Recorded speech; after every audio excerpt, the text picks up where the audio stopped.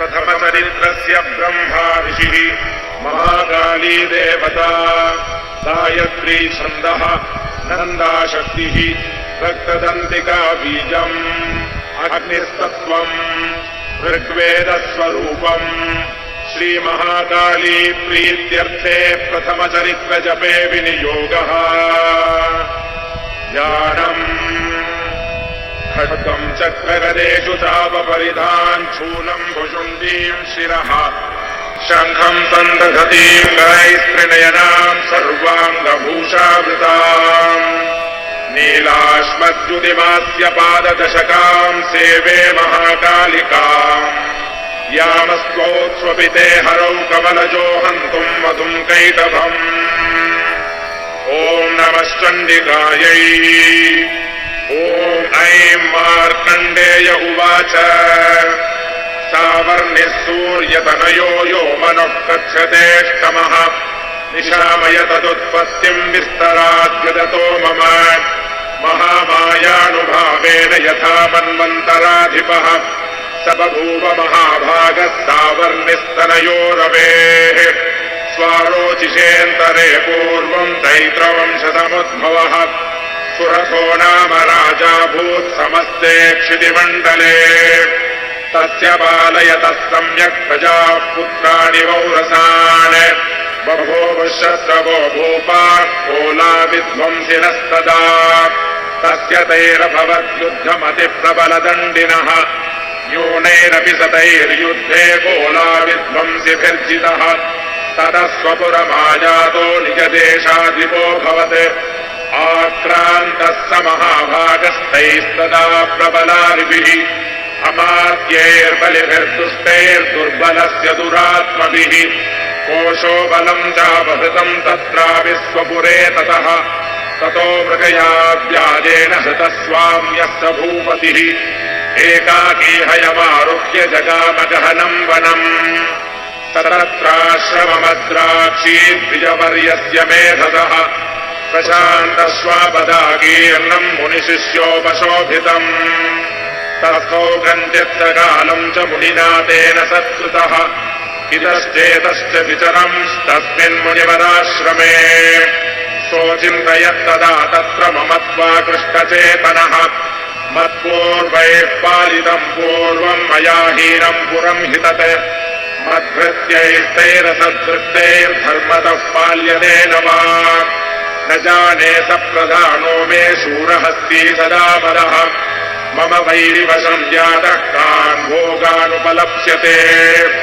ये ममानुगता नित्यम् प्रसादधनभोजनैः अनुवृत्तिम् ध्रुवम् तेऽद्य कुर्वन्त्यन्यमहीभृताम् असंयज्ञयशीलैस्तैः कुर्वद्भिः सततम् व्ययम्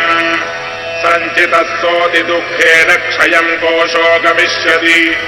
एतच्चान्यच्च सततम् चिन्तयामास पार्थिवः तत्र विप्राश्रमाभ्यासे वैश्यमेकम् ददर्शसः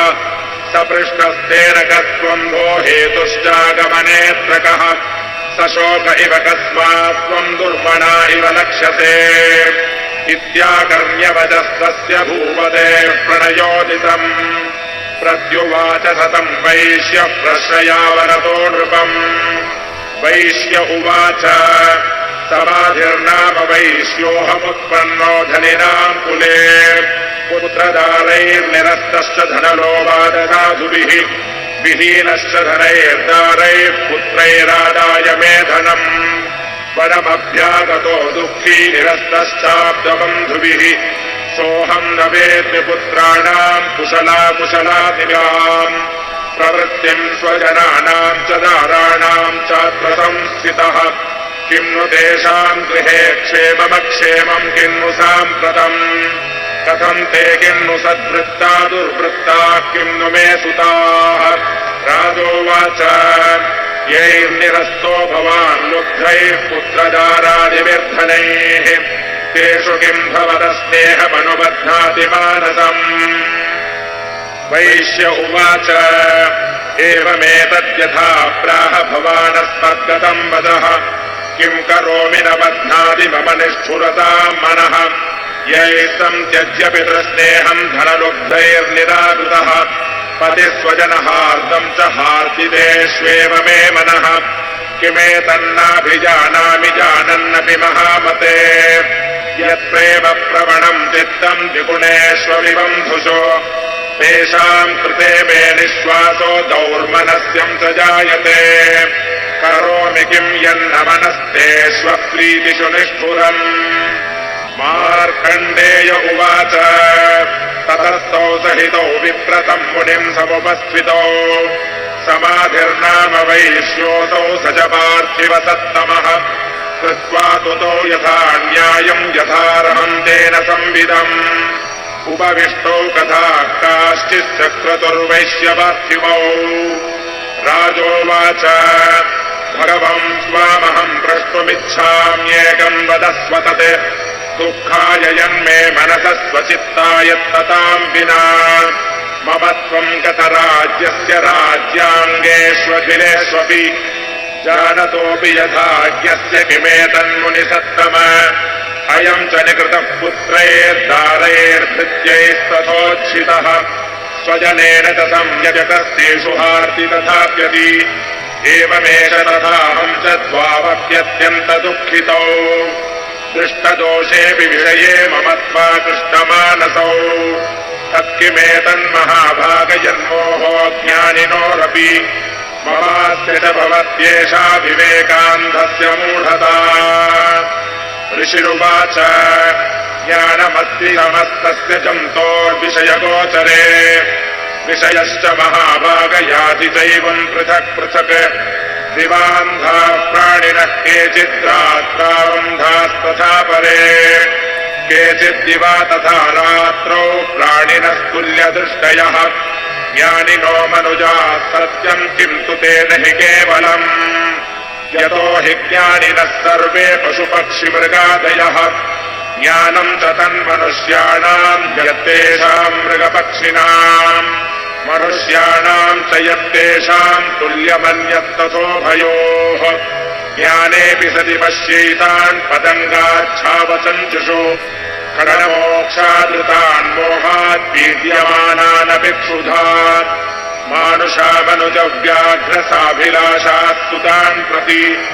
लोभात् प्रत्युपकाराय नन्वेतान् किम् न पश्यसि तथापि मम तावत्ते मोहकर्ते निपातिताः महामाया प्रभावेन संसारस्थितिकारिणा तन्नात्वविस्मयः कार्यो योगनिद्रा जगत्पदे महामाया हरेष्टैषा तया सम्मोह्यते जगत् ज्ञानिनामपि चेतांसि देवी भगवती हि सा बलादाकृष्य मोहाय महामाया प्रयच्छति तया विसृज्यते विश्वम् जगते तच्चराचरम् सैषा प्रसन्ना वरदा नृणाम् भवति मुक्तये सा विद्या परमा मुक्तेर्हेतुभूता सनातनी संसारबन्धहेतुश्च सैव सर्वेश्वरेश्वरी राजोवाच भगवन् काहिता देवी महामायेति याम् भवान् ब्रवीति कथमुत्पन्ना सा कर्मास्याश्च किम् द्विज यत्प्रभावाद सा देवी यत्स्वरूपा यदुद्भवा तत्सर्वम् श्रोतुमिच्छामि त्वत्तो ब्रह्मविदाम्बर ऋषिरुवाच नित्यैव सा जगन्मूर्तिस्तया सर्वमिदम् ततम् तथापि तत्समुत्पत्तिर्बहुधा श्रूयताम् मम देवानाम् कार्यसिद्ध्यर्थमाविर्भवति सा यदा उत्पन्नेति तदा लोके सा नित्याप्यभिधीयते योगनिद्राम् यदा विष्णुर्जगत्येकार्णवीकृते आस्तीर्यशेषमभजत्कल्पाम् ते भगवान् प्रभुः तदा द्वावसुरौ घोरौ विख्यातौ मधुकैटभौ विष्णुकर्णमलोद्भूतौ हन्तुम् ब्रह्माणमुद्यतौ सनाभिकमले विष्णोः स्थितो ब्रह्मा प्रजापतिः दृष्ट्वा तावसुरौ चोग्रौ प्रसुप्तम् च जनार्दनम् तुष्टावयोगनिद्राम् तामेकाग्रहृदयस्थितः विबोधनार्थाय हरेर्हरिनेत्रकृतालयाम् विश्वेश्वरीम् जगद्धात्रीम् स्थितिसंहारकारिणीम् निद्राम् भगवतीम् विष्णोरतुलाम् तेजसः प्रभुः ब्रह्मोवाच त्वम् स्वाहा त्वम् स्वधा त्वम् हि वषट्कारस्वरात्मिका सुधा त्वमक्षरे नित्ये त्रिधा मात्रात्मिका स्थिता अर्धमात्रा स्थिता नित्यायानुच्चार्या विशेषतः त्वमेव सन्ध्या सावित्री त्वम् देवि जननी परा त्वयैतद्धार्यते विश्वम् त्वयैतत्सृज्यते जगत् त्वयैतत्पाल्यते देवि त्वमत्स्यन्ते च सर्वदा विसृष्टो सृष्टिरूपा त्वम् स्थितिरूपा च पालने तथा संहृतिरूपान्ते जगतोऽस्य जगन्मये महाविद्या महामाया महामेधा महास्मृतिः महामोहा च भवती महादेवी महासुरी प्रकृतिस्त्वम् च सर्वस्य गुणत्रयविभाविनी कालरात्रिर्महारात्रिर्मोहरात्रिश्च दारुणा त्वम् श्रीस्त्वमीश्वरी त्वम् ह्रीस्त्वम् बुद्धिर्बोधलक्षणा लज्जा पुष्टिस्तथा तुष्टिस्त्वम् शान्तिः क्षान्तिरेव च खड्गिनी शूलिनी घोरा गदिनी चक्रिणी तथा शङ्खिनी चापिनी बाणभुषुण्डी परिरायुधा सौम्या सौम्यरराशेष सौम्येभ्यस्पति सुन्दरी परापराणाम् परमा त्वमेव परमेश्वरी यच्च किञ्चित् क्वचिद्वस्तु सदसत्त्वाखिलात्मिके तस्य सर्वस्य या शक्तिस्ता त्वम् किम् स्तूयसे तदा यया त्वया जगत्सृष्टा जगत्पाद्यत्तियो जगत् सोऽपि निद्रावशम् नीतः कस्त्वाम् स्तोतुमिहेश्वरः विष्णुः शरीरग्रहणमहमीशान एव च कारितास्ते यतो तस्त्वाम् कस्तोतुम् शक्तिमान् भवेत् सा त्वमित्थम् प्रभावैस्वैरुदारैर्देवि संस्तुता मोहयैतौ दुरादर्शा वसुरौ मधुकैकभौ प्रबोधम् च जगत्स्वामीनि यतामच्युतो लघु बोधश्च क्रियतामस्य हन्तुमेतौ महासुरौ ऋषिरुवाच एवम् स्तुता तदा देवी तामसी तत्र वेधसा विष्णो प्रबोधनार्थाय निहन्तुम् मधुकैकभौ नेत्रास्य नासिका बाहुहृदयेभ्यस्तथोरसः निर्गम्य दर्शने रस्थौ ब्रह्मणो व्यक्तजन्मनः पुत्रस्थौ च जगन्नाथस्तया मुक्तो जनार्दनः एकार्णवे शयनात् ततस्तदृशे च तौ मधुकैटभौ दुरात्मानामतिवीर्यपराक्रमौ क्रोधरक्ते क्षणावस्तुम् ब्रह्माणम् जनितोद्यमौ समुत्थाय ततस्ताभ्याम् वियुधे भगवान् हरिः पञ्चवर्षसहस्राणि बाहुप्रहरणो विभुः तावप्यतिबलोन्मत्तौ महामाया विमोहितौ उक्तवन्तौ वरोऽस्मत्तो प्रियतामिति केशवम् श्रीभगवानुवाच भवेरामद्य मे तुष्टो मम वध्यानुभावपि किमन्येन वरेणात्र एतावद्धिवृतम् मम ऋषिरुवाच वञ्चिताभ्यामिति तदा सर्वमापोमयम् जगत् विलोक्यताभ्याम् गतितो भगवान् कमले क्षणः आवाम् जहि नयत्रोर्वी सलिलेन परिप्लुता ऋषिरुवाच तथेत्युक्त्वा भगवता शङ्खचक्रगदाभृता कृत्वा चक्रेण वैचिन्ने दधने शिरसि तयोः एवमेषा समुत्पन्ना ब्रह्मणा संस्तुता स्वयम्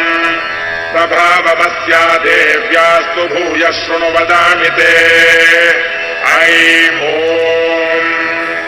इति श्रीमार्कण्डेयपुराणे सावर्णिके मन्वन्तरे देवी माहात्म्ये मधुकैटभवधो नाम प्रथमोऽध्यायः। ॐ मध्यमचरित्रस्य विष्णुर्ऋषिर्महालक्ष्मीर्देवता उष्णिच्छन्दः शाकम्भरी शक्तिः दुर्गा बीजम् वायुस्तत्त्वम् यजुर्वेदस्वरूपम् श्रीमहालक्ष्मी प्रीत्यर्थम् मध्यमचरित्रजपे विनियोगः ध्यानम् ॐ अक्षस्रक् परशुम् गदेषु कुलिशम् पद्मम् धनुष्कुण्डिकाम् दण्डम् शक्तिमसिम् च चर्मजलजम् घण्टाम् सुराभाजनम् शूलम् पाशसुदर्शने दधतीम् हस्तैः प्रसन्नाननाम् सेवे दैववर्धिनीमिह महालक्ष्मीम् सरोजस्थिताम् ॐ ह्रीं ऋषिरुवाच देवासुरमभूद्युद्धम् पूर्णमब्दशतम् पुरा महिषे सुराणामधिपे देवानाम् च पुरन्दरे तत्रासुरैर्महावीर्यैर्देवसैन्यम् पराजितम् जित्वा सकलान् देवानिन्द्रो भोन्महिषासुरः ततः पराजिता देवाः पद्मयोनिम् प्रजापतिम् पुरस्कृत्य गतास्तत्र यत्रेष गरुडध्वजौ यथा वृत्तम् तयोस्तद्वन्महिषासुरचेष्टितम् त्रिदशाः कथयामासुर्देवाभिभवविस्तरम् सूर्येन्द्राग्निलेन्दूनाम् यमस्य वरुणस्य च अन्येषाम् चाधिकारान् स स्वयमेवाधितिष्ठति स्वर्गान् निराकृताः सर्वे तेन देवगणा भुवि विचरन्ति यथा मर्त्या महिषेन दुरात्मना एतद्वः कथितम् सर्वममरारि विचेष्टितम् शरणम् वः प्रपन्नास्मो वधस्तस्य विचिन्त्यताम् इति त्वम् निशम्य देवानाम् वचांसि मधुसूदनः चकारकोपम् शम्भुश्च भ्रुकुटीकुटिलाननौ ततोऽतिकोपपूर्णस्य चक्रिणो वदनात्पदः निश्चक्राम महत्तेजो ब्रह्मणः शङ्करस्य च अन्येषाम् चैव देवानाम् शक्रादीनाम् शरीरतः निर्गतम् सुमहत्तेजस्तच्चैक्यम् समगच्छत अतीव तेजसः कूटम् ज्वलन्तमिव पर्वतम् दर्शुस्ते सुरास्तत्र ज्वालाव्याप्तनिरन्तरम् अतुलम् तत्र तत्तेजः सर्वदेव शरीरजम् एकस्थम् तदभून्नारी व्याप्तलोकत्रयम् त्विषा यदभूच्छाम्भवम् तेजस्तेनाजायत तन्मुखम् याम्येन चाभवन् केशा बाहवो विष्णुतेजसा सौम्येन स्तनयोर्युग्मम् मध्यम् चैन्द्रेण चाभवत् वारुणेन च जङ्घोरूनिदम्बस्तेजसा भुवः ब्रह्मणस्तेजसा पादौ तदङ्गुल्योऽर्कतेजसा वसूनाम् च कराङ्गुल्यः कौबेरेण च नासिका तस्यास्तु दन्ताः सम्भूताः प्राजापत्येन तेजसा नयनद्वितयम् जज्ञे तथा पावकतेजसा भ्रुवौ च सन्ध्ययोस्तेजः श्रवणावनिलस्य च अन्येषाम् चैव देवानाम् सम्भवस्तेजसाम् शिवा ततः समस्तदेवानाम् तेजोराशिसमुद्भवाम् ताम् विलोक्यमुदम् प्रापुरमरा महिषार्दिताः शूलम् शूलाद्विनिष्कृष्य ददौ तस्यै पिनाकधृक् चक्रम् च दत्तवान् कृष्णः समुत्पाद्य स्वचक्रतः शङ्खम् च वरुणः शक्तिम् ददौ तस्यै हुताशनः मारुतो दत्तवान् शापम् बाणपूर्णे तथेषुधी वज्रमिन्द्रः समुत्पाद्य पुलिशादमराधिपः ददौ तस्यै सहस्राक्षो घण्टामैरावताद्यजात् कालदण्डाद्यमो दण्डम् पाशम् चाम्बुपतिर्ददौ प्रजापतिश्चाक्षमालाम् ददौ ब्रह्माकमण्डलुम् समस्तरोमकूपेषु निजरश्मीन् दिवाकरः कालश्च दत्तवान् खड्गम् तस्याश्चर्म च निर्मलम् क्षीरोदश्चामलम् हारभजरे तथाम्बरे चूडामणिम् तथा दिव्यम् कुण्डले कटकानि च अर्धचन्द्रम् तथा शुभ्रम् केयूरान् सर्वबाहुषु नूपरो विमलौ तद्वद्ग्रैवेयकमनुत्तमम् अङ्गुलीयकरत्नानि समस्तास्वङ्गुलीषु च विश्वकर्मा ददौ तस्यै परशुम् चाति निर्मलम् अस्त्राण्यनेकरूपाणि तथा भेद्यम् च दर्शनम् अम्लानपङ्कजाम् मालाम् शिरस्युरसि चापराम् अददज्जलधिस्तस्यै पङ्कजम् चातिशोभनम् हिमवान् वाहनम् सिंहम् रत्नानि विविधानि च तदा वशून्यम् सुरया पानपात्रम् धनाधिपः शेषश्च सर्वनागेशो महामणिविभूषितम् नागहारम् ददौ तस्यै धत्तेयः पृथिवीमिमाम् अन्यैरपि सुरैर्देवी भूषणैरायुधैस्तथा सम्मानिता ननादोच्चैः साट्टः सम्मुहुर्मुहुः तस्यानादेन घोरेण कृत्स्नमापूरितम् नभः अमायदाति महता प्रतिशब्दो महानभूत् चक्षुभः सकलालोकाः समुद्राश्च गम्भीरे तदालवसुधा चेलुः सकलाश्च महीधराः जयेति देवाश्च मुदातामूषुः सिंहवाहिनीम् तुष्टुवर्मणयश्चैनाम् भक्तिनम्रात्ममूर्तयः दृष्ट्वा समस्तम् संक्षुब्धम् त्रैलोक्यममरालयः सन्नद्धाखिलसैन्यास्ते समुत्तस्कुरुदायुधाः आः किमेतदिति क्रोधादाभाष्य महिषासुरः अभ्यधावदतम् शब्दमशेषैरसुरैर्वृतः स ददर्श ततो देवीम् व्याप्तलोकत्रयाम् त्विषा पादाक्रान्त्या नतभुवम् किरीटोल्लिखिताम्बराम् क्षोभिताशेषपातालाम् धनुर्ज्यानि स्वनेन ताम् दिशो भुजसहस्रेण समन्ताद्व्याप्य संस्थिताम् ततः प्रवृते युद्धम् तया देव्यासुरद्विषा शस्त्रास्त्रैर्बहुधा मुक्तैरादीविरदिगन्तरम् महिषासुरसेनानीश्चिक्षुराख्यो महासुरः युयुधे चामरश्चान्यैश्चतुरङ्गबलान्वितः रथानामयुतैः षड्भिरुदग्राख्यो महासुरः अयुध्यदायुधानाम् च सहस्रेण महाहनुः पञ्चाशद्भिश्च नियुतैरसिलो महासुरः अयुतानाम् शतैः षड्भिर्बाष्कलो युधे रणे गजवाजिसहस्रौघैरनेकैः परिवारितः वृतो रथानाम् कोट्यादयुद्धे तस्मिन्न युध्यता विलालाख्यो युतानाम् च पञ्चाशद्भिरथायुतैः युयुधे संयुगे तत्र रथानाम् परिवारितः अन्ये च तत्रायुतशो रथनागहयैर्वृताः युयुधुः संयुगे देव्या सह तत्र महासुराः कोटिकोटिसहस्रैस्तु रथानाम् दन्तिनाम् तथा हयानाम् च वृतो युद्धे तत्राभून्महिषासुरः तोमरैर्भिन्दिबालैश्च शक्तिभिर्मुसलैस्तथा युयुधुः संयुगे देव्या खड्गैः परशुपट्टिशैः केचिच्च चिक्षुपुः शक्तिः केचित् पाशांस्तथा परे देवीम् खड्गप्रहारैस्तु ते ताम् हन्तुम् प्रचक्रमुः सापि देवी ततस्थानि शस्त्राण्यस्त्राणि चण्डिका लीलयैव प्रतिच्छेदशस्त्रास्त्रवर्षिणी अनायस्थानना देवी स्तूयमानासुरर्षिभिः मोचासुरदेहेषु शस्त्राण्यस्त्राणि चेश्वरी सोऽपि क्रुद्धो धृतसटो देव्या वाहनकेशरी सचारासुरसैन्येषु वनेष्विबहुदाशनः निःश्वासान्मुमुचेयांश युध्यमानारणेऽम्बिका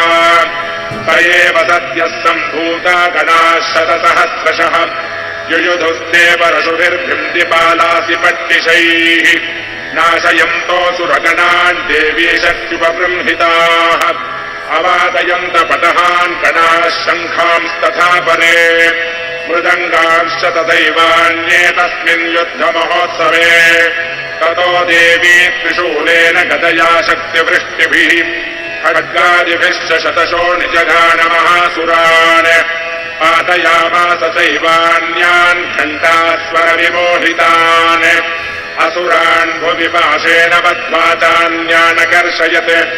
केचिद्विधाकृतास्तीक्ष्णे खड्गपातैस्तथा परे विबोधितानि पातेन गदया भुवि शेरते वेमुश्च केचिद्रुधिरम् मुसलेन भृशम् हताः केचिन्निपतिता भूमौ भिन्नाः शूलेन रक्षति निरन्तराश्वरोघेन कृताः केचित्त्रणाजिरे श्येनानुकारिणः प्राणान् मुमुजस्त्रिदशार्दनाः केषाम् चिद्बाहवश्चिन्नाश्चिन्नग्रीवास्तथा परे शिरांसि पेतुरन्येषामन्ये मध्ये विदारिताः विच्छिन्नजङ्घास्त्वपरे पेतुरुर्व्याम् महासुराः एकपाक्वक्षिचरणाः केचिद्देव्याद्विधा कृताः छिन्नेऽपि चान्ये शिरसि पतिताः पुनरुत्थिताः कबन्धायुधुर्देव्या गृहीतपरमायुधाः नर्दुश्चापरे तत्र युद्धे तुर्यनयाश्रिताः कबन्धाश्चिन्नशिरसः खड्गशक्तिष्टिपाणयः तिष्ठतिष्ठेति भाषन्तो देवी मन्ये महासुराः आतितैरथनागाश्वैरसुरैश्च वसुन्धरा अगम्यासा भवत्तत्र यत्राभोत्समहारणः शोणितौघा महानद्यस्तद्यस्तत्र प्रसुश्रुवः मध्ये चासुरसैन्यस्य वारणासुरवादिनाम् क्षणे रन्महासैन्यमसुराणाम् तथाम्बिका निन्ये क्षयम् यथा वृन्धिस्तृणदारुमहाशयम् सतसिंहो महानादमुत्सृजन् द्रुतकेशरः शरीरेभ्यो मरारीणामुसूनिव विचिन्वति तेभ्या गणैश्च तैस्तत्र कृतम् युद्धम् महासुरैः यथैषाम् तुतुषुर्देवाः पुष्पवृष्टिमुचो दिवि ओम् इति श्रीमार्कण्डेयपुराणे सावर्णिके मन्वन्तरे देवी माहात्म्ये महिषासुरसैन्यवधो नाम द्वितीयोऽध्यायः। ध्यानम् ॐ उद्यद्भानुसहस्रकान्तिवरुणक्षौमाम् शिरोमालिकाम् रक्तालिप्तपयोधराम् जपवटीम् विद्यामभीतिम् वरम् हस्ताब्जैर्दधतीम् तृणेत्रविरसद्भक्तारविन्दश्रियम् देवीम् बद्धहिमाम् सुरत्नमुकुटाम् वन्दे रविन्दस्थिताम्। ॐ ऋषिरुवाच निहन्यमानम् तत्सैन्यमवलोक्य महासुरः सेनानीश्चिक्षुरः कोपाद्ययो योद्धुमथाम्बिकाम् स देवीम् शरवर्षेण ववर्ष समरे सुरः यथा मेरुगिरे शृङ्गम् तोयवर्षेण तोयदः तस्य छित्त्वा ततो देवी लीलयैव शरोत्तरान् जघानतुरगान् बाणैर्यन्तारम् दैववाजिनाम् चिच्छेदधनुः सद्योध्वजम् जातिसमुच्छ्रितम् विव्याध चैव गात्रेषु छिन्नधन्वानवासुकैः सच्छिन्नधन्वा विरथो हताश्वो हतसारथिः अभ्यधावतताम् देवीम् खड्गचर्मधरोऽसुरः सिंहमाहत्य खड्गेन तीक्ष्णधारेण मूर्धनि आजघानभुजे सव्ये देवीमप्यतिवेगवान् तस्याः खड्गो भुजम् प्राप्य पफालनृपनन्दन ततो जग्राहशूलम् स कोपातरुणलोचनः चिक्षेप च ततस्तत्तु भद्रकाल्याम् महासुरः चाज्वल्यमानम् तेजोभिरविबिम्बमिवाम्बरात् दृष्ट्वा तदा पतञ्छूलम् देवी शूलममुञ्चत तच्छूलम् शतधातेन नीतम् स च महासुरः हते तस्मिन्महावीर्ये महिषस्य चमूपतौ आजगामगजारूढश्चामरस्त्रिदशार्दनः सोऽपि शक्तिम् मुमोचाथ देव्यास्तामम्बिकाद्रुतम् हुङ्काराभिहताम् भूमो पातयामास निष्प्रभाम् भग्नाम् शक्तिम् निपतिताम् दृष्ट्वा क्रोधसमन्वितः चिक्षेप चामरः शूलम् बाणैस्तदपि साक्षिणत् ततः सिंहः समुत्पद्य गजकुम्भान्तरे स्थितः बाहुयुद्धेन युधे तेनोच्चैस्त्रिदशारिणा युध्यमानो ततस्तौ तु तस्मान्नागान्महीम् गतौ विजुधातेति संरब्धो प्रहारैरतिदारुणैः ततो वेगात्थमुत्पत्य निपत्य च मृगारिणा करप्रहारेण शिरश्चामरस्य पृथक् कृतम् उदग्रश्चरणे देव्या शिलावृक्षादिभिर्हतः दन्तमुष्टितलैश्चैव करालश्च निपातितः देवी क्रुद्धा गदापातैश्चूर्णयामास चोद्धतम् बाष्कलम् भिन्दिबालेन बाणैस्ताम्रम् तथान्धकम् उग्रास्यमुग्रवीर्यम् च तथैव च महाहनुम् त्रिनेत्रा च त्रिशूलेन जगान परमेश्वरी विडालस्यासिनाकायात् पातयामास वै शिरः दुर्धरम् दुर्मुखम् चोभौ शरैर्निन्येयमक्षयम् एवम् सङ्क्षीयमाणे तु स्वसैन्ये महिषासुरः माहिषेण स्वरूपेण त्रासयामास तान् गणान् कांश्चित्तुण्डप्रहारेण पुरक्षेपैस्तथा परान्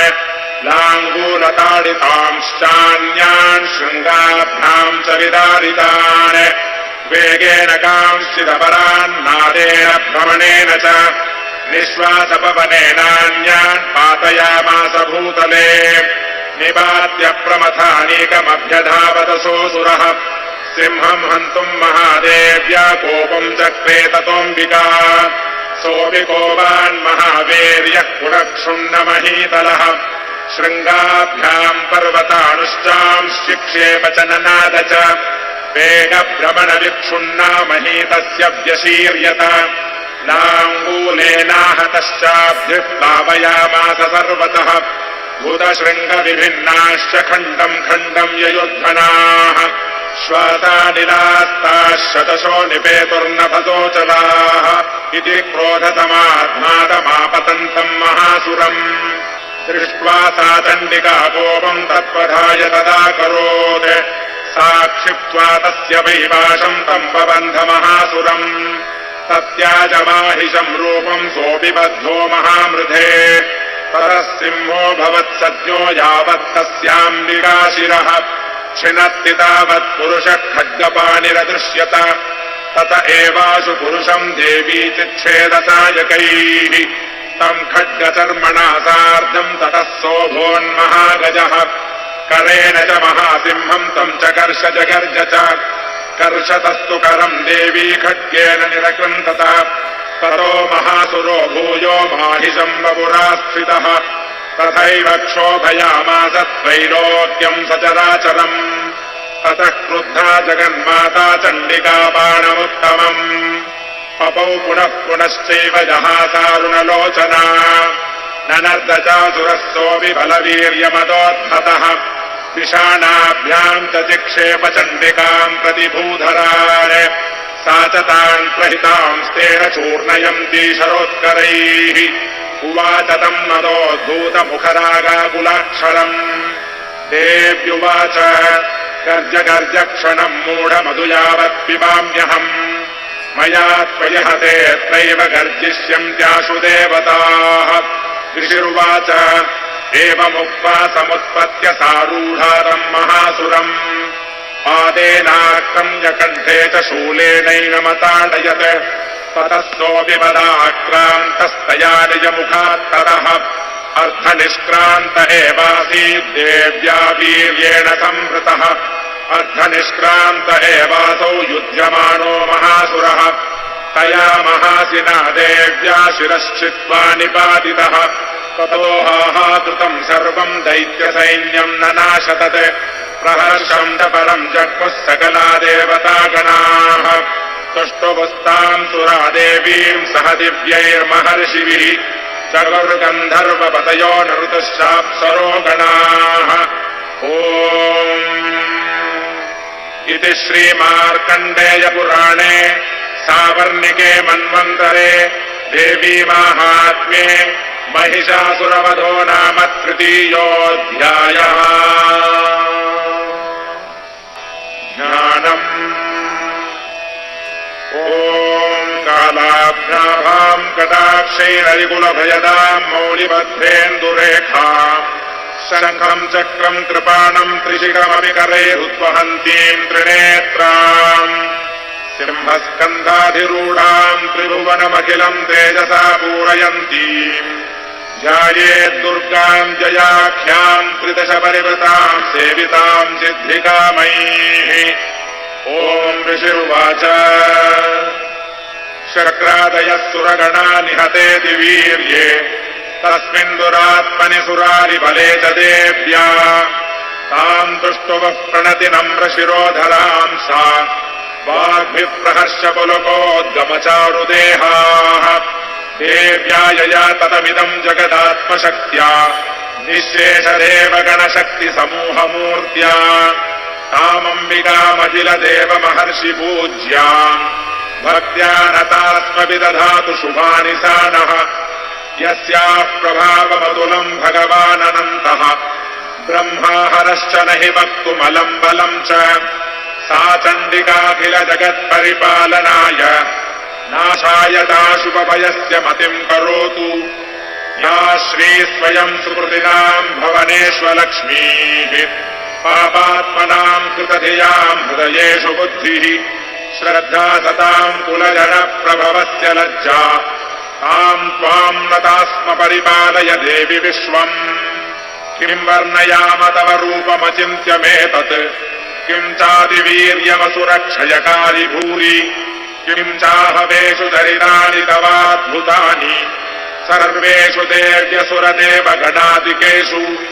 हेतुः समस्तजगताम् त्रिगुणापि दोषैः न ज्ञायते हरिहरादिभिरप्यपारा सर्वाश्रयाखिलमिदम् जगदंशभूतम् अव्याकृता हि परमा प्रकृतिस्त्वमाद्या यस्याः समस्तसुरता समुदीरणेन तृप्तिम् प्रयाति सकलेषु मखेषु देवी स्वाहासि वै पितृगणस्य च तृप्तिहेतुः उच्चार्यसे त्वमत एव जनैः स्वधा च या मुक्तिहेतुरविचिन्त्य महाव्रतात्मम् अभ्यस्यते सुनियतेन्द्रियतत्पसारैः मोक्षाद्विभिर्मुनिभिरस्तसमस्तदोषैः विद्यादिता भगवती परमाहि देवी शब्दात्मिका सुविमलर्घ्यजुषाम् निधानम् उद्गीतरम्यपदपाठवताम् च साम्नाम् देवी त्रयी भगवती भवभावनाय वार्ता च सर्वजगताम् परमार्तिहन्त्री मेधासि देवि विदिताखिलशास्त्रसारा दुर्गासि दुर्गभवसागरनौरसङ्गा श्रीः कैतभारिहृदयैककृताधिवासा गौरी त्वमेव शशिमौलिकृतप्रतिष्ठा ईषत्सहासममलम् परिपूर्णचन्द्र बिम्बानुकारिकनकोत्तमकान्तिकान्तम् अत्यद्भुतम् प्रहृतमात्तरुषा तथापि वक्त्रम् विलोक्य सहसा महिषासुरेण दृष्ट्वा तु देवि कुपितम् भ्रुकुटीकरालम् उद्यच्छशाङ्कसदृशच्छवियन्न सद्यः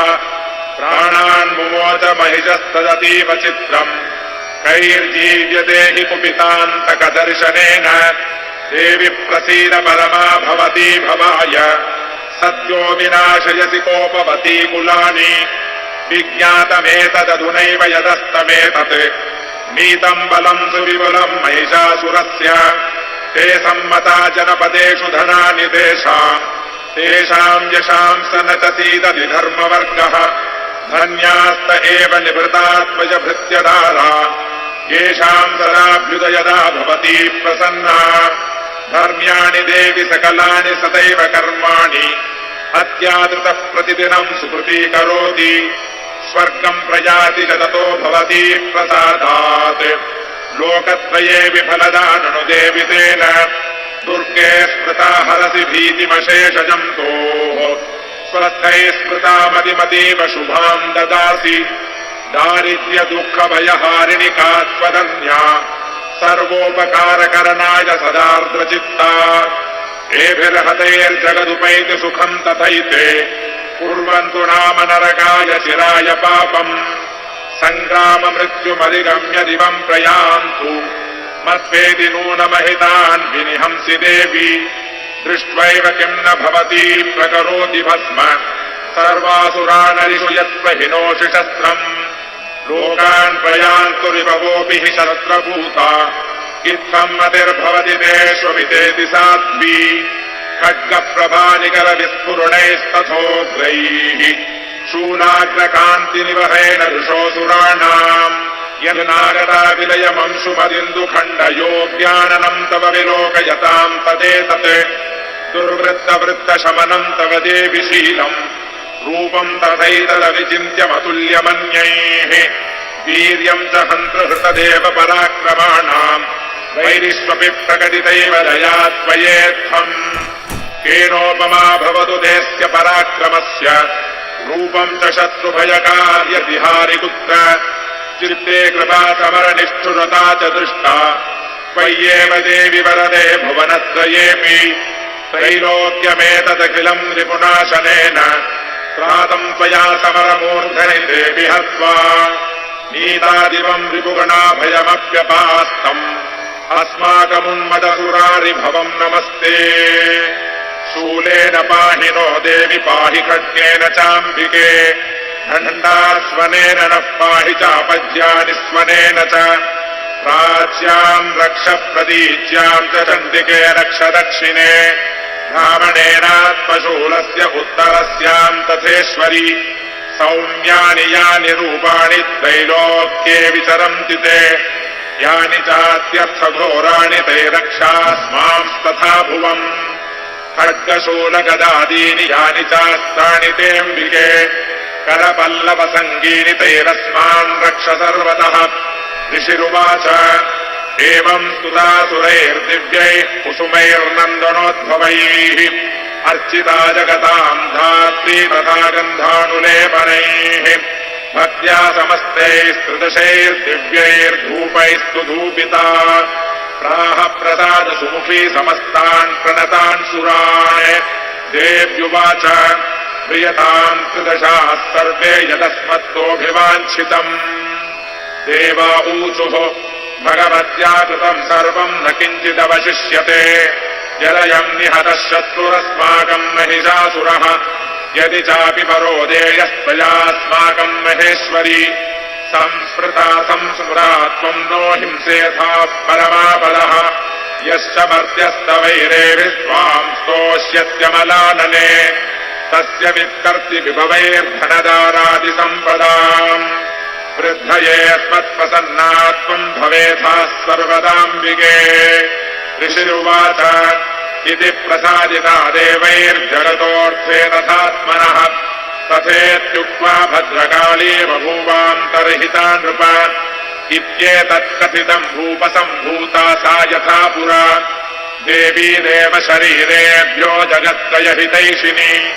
पुनश्च गौरी देहात् सा समुद्भूता यथा भवत् प्रधाय दुष्टदैत्यानाम् तथा शुम्भनिशुम्भयोः रक्षणाय च लोकानाम् देवानामुपकारिणी तच्छृणुष्व मया ख्यातम् यथावत् कथयामि ते ॐ इति श्रीमार्कण्डेयपुराणे सावर्णिके मन्वन्तरे देवी माहात्म्ये शक्रादिस्तुतिर्नाम चतुर्थोऽध्यायः।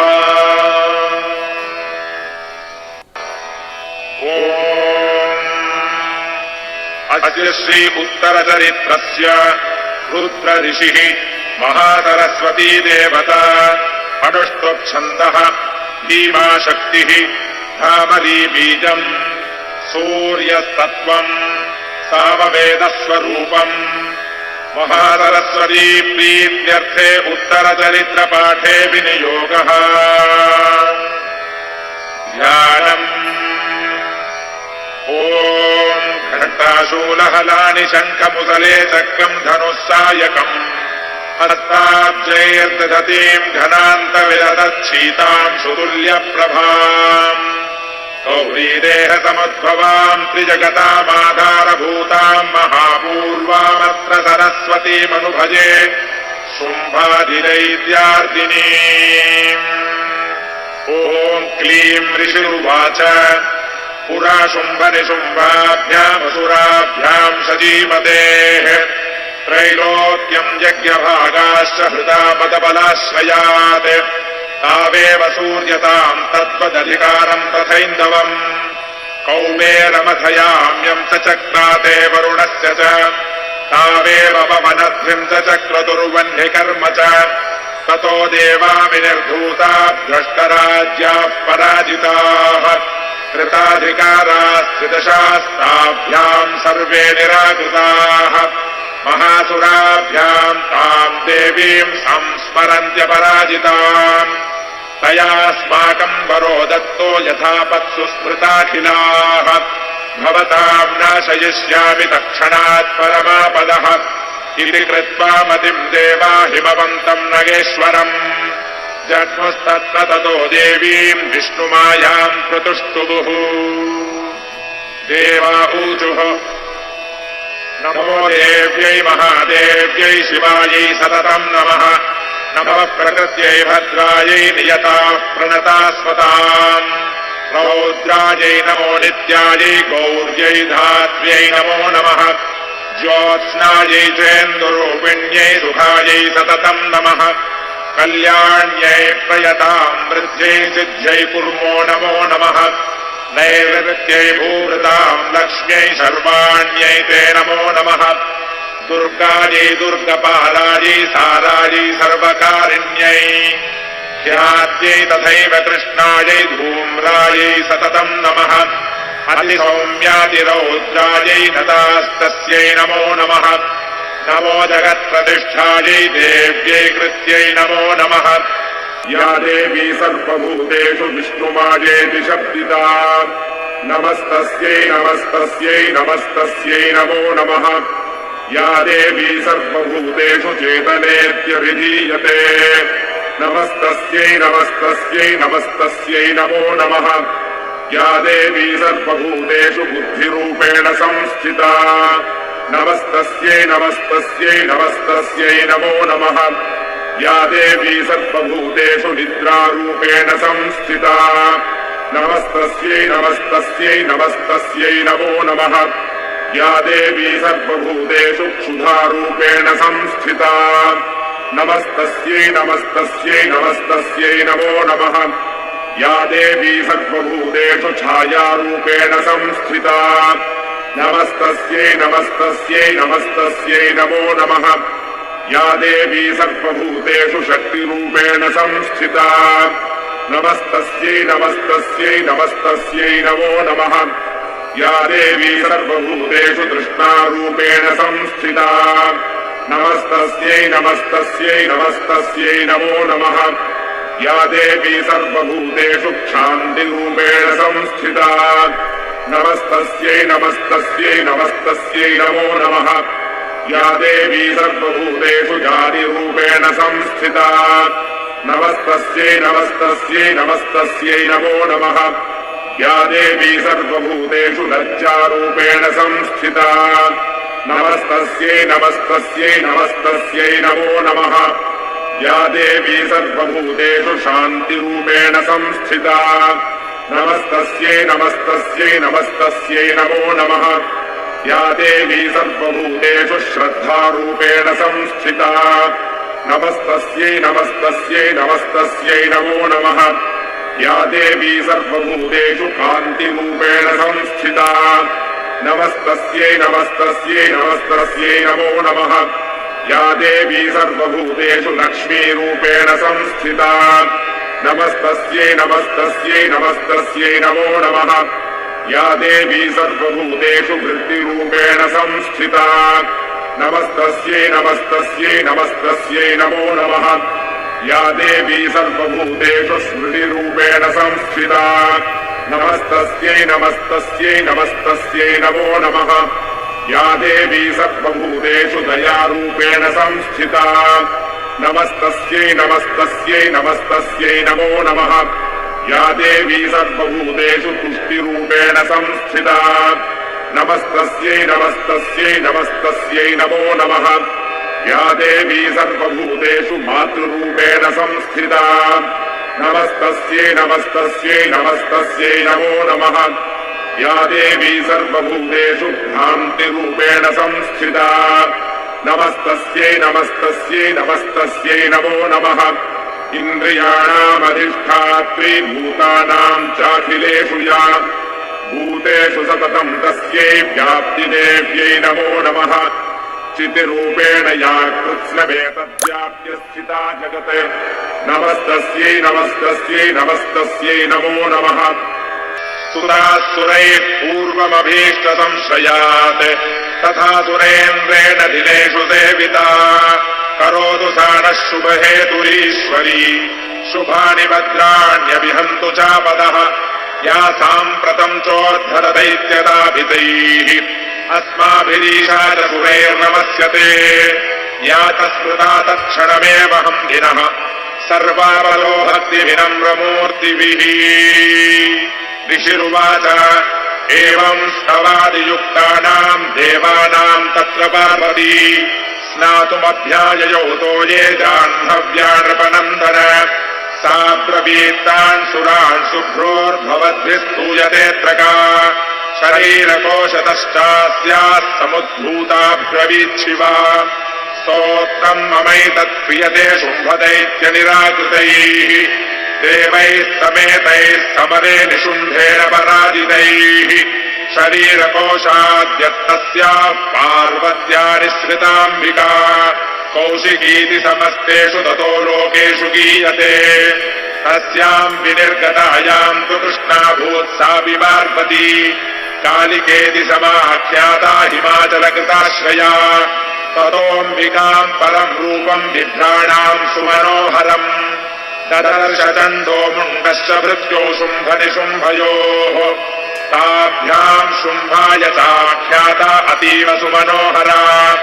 काव्यास्ते स्त्रीमहाराज भासयन्ती हिमाचलम् नैव तादृक्वचिद्रूपम् दृष्टम् केनचिदुत्तमम् न्यायताम् काव्यसौ देवी गृह्यताम् चासुरेश्वर स्त्रीरत्नमति चार्वङ्गी द्योतयन्ती दिशस्विषा सा तु तिष्ठति दैत्येन्द्रनाम् भवान् द्रष्टुमर्हति यानि रत्नानि मणयो गजाश्वादीनि वै प्रभो त्रैलोक्ये तु समस्तानि साम्प्रतम् धान्ति ते गृहे ऐरावतः समानीतो गजरत्नम् पुरन्दरात् पारिजाततरुश्चायम् तथैवोच्चैः श्रवाहयः विमानम् हंस संयुक्तमेतत्तिष्ठति तेऽङ्गणे रत्नभूतमिहानीतम् यदासीत् वेधसोद्भुतम् निधिरेश महापत्नः समानीतो धनेश्वरात् किञ्जल्किनीम् ददौ चाब्धिर्मालामम्लानपङ्कजाम् छत्रम् देवारुणम् गेहे काञ्चनस्रावितिष्ठति तथायम् स्यन्दनवरो यः पुरासीत् प्रजापतेः मृत्योरुत्क्रान्तिदा नाम शक्तिरीशत्वया हृता पाशस्थलिलराजस्य भ्रातुस्तव परिग्रहे निशुम्भस्याभिजाताश्च समस्ता रत्नजातयः वह्निरपि ददौ तुभ्यमग्निशौचे च वासति एवम् दैत्येन्द्ररत्नानि समस्तान्याहृतानि ते स्त्रीरत्नमेषा कल्याणी त्वया कस्मान्न गृह्यते। ऋषिरुवाच निशम्येति वचः शुम्भः सरदा चण्डमुण्डयोः प्रेषयामास सुग्रीवम् दूतम् देव्या महासुरम् इति चेति च वक्तव्या सा गत्वा वचनान्मम यथा चाभ्येति सम्प्रीत्या तथा कार्यम् त्वया लघु स तत्र गत्वा यत्रास्ते शैलोद्देशेति शोभने सा देवी ताम् ततः प्राह श्लक्ष्णम् मधुरया गिरा दूत उवाच देवि दैत्येश्वरः शुम्भस्त्रैलोक्ये परमेश्वरः दूतोऽहम् प्रेषितस्तेन त्वत्सकाशमिहागतः अव्याहताज्ञः सर्वासु यस्तदा देवयोनिषु निर्जिता किल दैत्यारिः स यदाह शृणुष्व तत् मम त्रैलोक्यमखिलम् मम देवावशानुगाः यज्ञभागानहम् सर्वानुपाश्नामि पृथक् पृथक् त्रैलोक्ये वररत्नानि मम वश्यान्यशेषतः तथैव गजरत्नम् च हृत्वा देवेन्द्रवाहनम् क्षीरोदमथरोद्भूतमश्वरत्नम् ममामरैः उच्चैः श्रवसतम् ज्ञान्ततत्प्रणिपत्य समर्पितम् यानि चान्यानि देवेषु गन्धर्वेषूरकेषु च रत्नभूतानि भूतानि तानि मय्येव शोभने स्त्रीरत्नभूताम् त्वाम् देवि लोके मन्यामहे वयम् सा त्वमस्मानुवागच्छ यतो रत्नभुजो वयम् माम् वा ममानुजम् वापि निशुम्भमुरुविक्रमम् भजत्वं चञ्चलावाङ्गिरत्नभूतासि वै यतः परमैश्वर्यमतुलं प्राप्स्यसे मत्परिग्रहात् एतद्बुद्ध्या समालोच्य मत्परिग्रहतां व्रज। ऋषिरुवाच इत्युक्ता सा तदा देवी गम्भीरान्तस्मिता जगौ दुर्गा भगवती भद्राययेदं धार्यते जगत्। देव्युवाच सत्यमुक्तम् त्वया नात्र मिथ्या किञ्चित् त्वयोदितम् त्रैलोक्याधिपतिः शुम्भो निशुम्भश्चापि तादृशः किम् तत्र यत्प्रतिज्ञातम् मिथ्या तत्क्रियते कथम्। श्रुतयामल्पबुद्धित्वात् प्रतिज्ञाया कृता पुरा यो मा जयति संग्रामे यो मे दर्पं वह पोहति यो मे प्रतिबलो लोके समय भर्ता भविष्यति तथा गच्छतु शुम्भोऽत्र निशुम्भो वा महासुरा मा जित्वा किं चिरेत्राण पाणिं गृह्णाति मे लघु। दूतवाच अलिप्त्यासि मेवं त्वं देवी ब्रूहि ममाग्रत। त्रैलोक्येकः पुमांस्तिष्ठेदग्रे शुम्भनिशुम्भयोः अन्येषामपि दैत्यानां सर्वे देवानवैयुधि तिष्ठन्ति सम्मुखे देवि किं पुनस्त्रीत्वमेगिरा इन्द्राद्याः सकला देवास्तस्थुर्येषां न संयुगे शुम्भादीनां कथं तेषां स्त्रीप्रयास्यसि सम्मुखम् सा त्वं गच्छ मयैवोक्ता पार्श्वं शुम्भनिशुम्भयोः केशाकर्षण निर्भूत गौरवा भागमिष्यसि। देव्युवाच एवमेतद्बली शुम्भो निशुम्भश्चातिवीर्यवान् किं करोमि प्रतिज्ञा मे यदनालोचिता पुरा सत्वं गच्छ मयोक्तं ते यदेतत्सर्वमादृतः तदा चक्ष्वासुरेन्द्राय स च युक्तं करोतु तत्। ओम् इति श्रीमार्कण्डेय पुराणे सावर्णिके मन्वन्तरे देवी माहात्म्ये देव्या दूतसंवादो नाम पञ्चमोऽध्यायः। ज्ञानम् ॐ नागाधीश्वर विस्तरां फणिफणोत्तम सोरुरत्नावली भास्वद्देहलतां दिवाकरनिभां नेत्रद्वयोद्भासिताम् मालाकुम्भकपालनीरजकरां चन्द्रार्धचूडां पराम् सर्वज्ञेश्वर भैरवाङ्कनिलयां पद्मावतीं चिन्तये। ॐ ऋषिरुवाच इत्याकर्ण्यवचो देव्याः सदूतोमर्षपूरितः समादष्टसमागम्य दैत्यराजाय विस्तरात् तस्य दूतस्य तद्वाक्यमाकर्ण्यासुरराट्ततः सक्रोधः प्राह दैत्यानामधिपम् धूम्रलोचनम् हे धूम्रलोचनाशु त्वम् स्वसैन्यपरिवारितः कामानय बलात् दुष्टाम् शेषाकर्षणविह्वलाम् तत्परित्राणरः कश्चिद्यदि वोत्तिष्ठते परः स हन्तव्यो मरो वापि यक्षो गन्धर्व एव वा। ऋषिरुवाच तेनाज्ञप्तस्ततः शीघ्रम् स दैत्यो धूम्रलोचनः पृथश्चष्ट्या सहस्राणामसुराणाम् द्रुतम् ययौ स दृष्ट्वा ताम् ततो देवीम् कुभिनाचलसंस्थिताम् जगादोच्चैः प्रयाहीति मूलम् शुम्भनिशुम्भयोः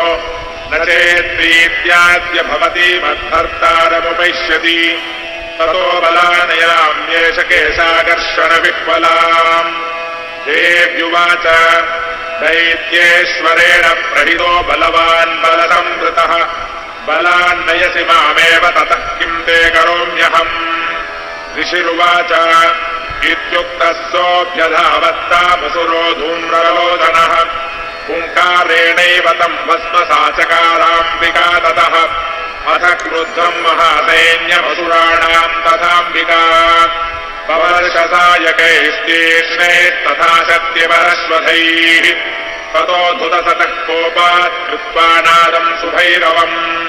पपातासुरसेनायाम् सिंहो देव्या स्ववाहनः कांश्चित्करप्रहारेण दैत्यानास्येन चापरान् समाक्रम्य चाधरेणान्यान् स जगान महासुरान् तेषाम् चित्पाटयामास नखैः कोष्ठानि केसरी तथा तलप्रहारेण शिरांसि कृतवान् पृथक् विच्छिन्नबाहुशिरसः कृतास्तेन ददापरे पपौ च रुधिरम् कोष्ठादन्येषाम् धृतकेसरः क्षणेन तद्बलम् सर्वम् क्षयम् नीतम् महात्मना तेन केसरिना देव्या वाहनेनातिकोपिना श्रुत्वा तमसुरम् देव्या निहतम् धूम्रलोचनम् बलम् च क्षयितम् कृत्स्नम् देवी केसरिना ततः चुकोपदैत्याधिपतिः शुम्भप्रस्फुलिताधरः आज्ञापयामास जतौ चण्डमुण्डौ महासुरौ हे चण्ड हे मुण्डबलैर्बहुभिः परिवारितौ तत्र गच्छत गत्वा च सा समानीयताम् लघु केशेष्वाकृष्य बद्ध्वा वा यदि वः संशयो युधि तदा शेषायुधैः सर्वैरसुरैर्विनिहन्यताम् तस्याम् हतायाम् दुष्टायाम् सिंहे च विनिपातिते शीघ्रमागम्यताम् बद्ध्वा गृहीत्वा तामथाम्बिकाम्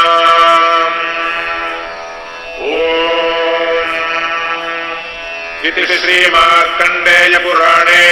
सावर्णिके मन्वन्तरे देवी माहात्म्ये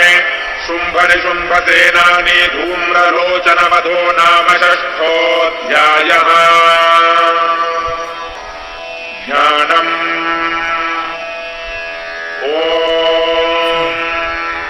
ध्यायेयम् रत्नपीठे शुभकलपठितम् शृण्वतीम् श्यामलाङ्गीम् यस्यैकाङ्घ्रिम् सरोजे शशिशकलधराम् पल्लकीम् वादयन्तीम् कल्हाराबद्धमालाम् नियमितविरतच्चोलिकाम् रक्तवस्त्राम् मातङ्गीम् शङ्खपात्राम् मधुरमधुमदाम् चित्रकोद्भासिबालाम् ॐ ऋषिरुवाच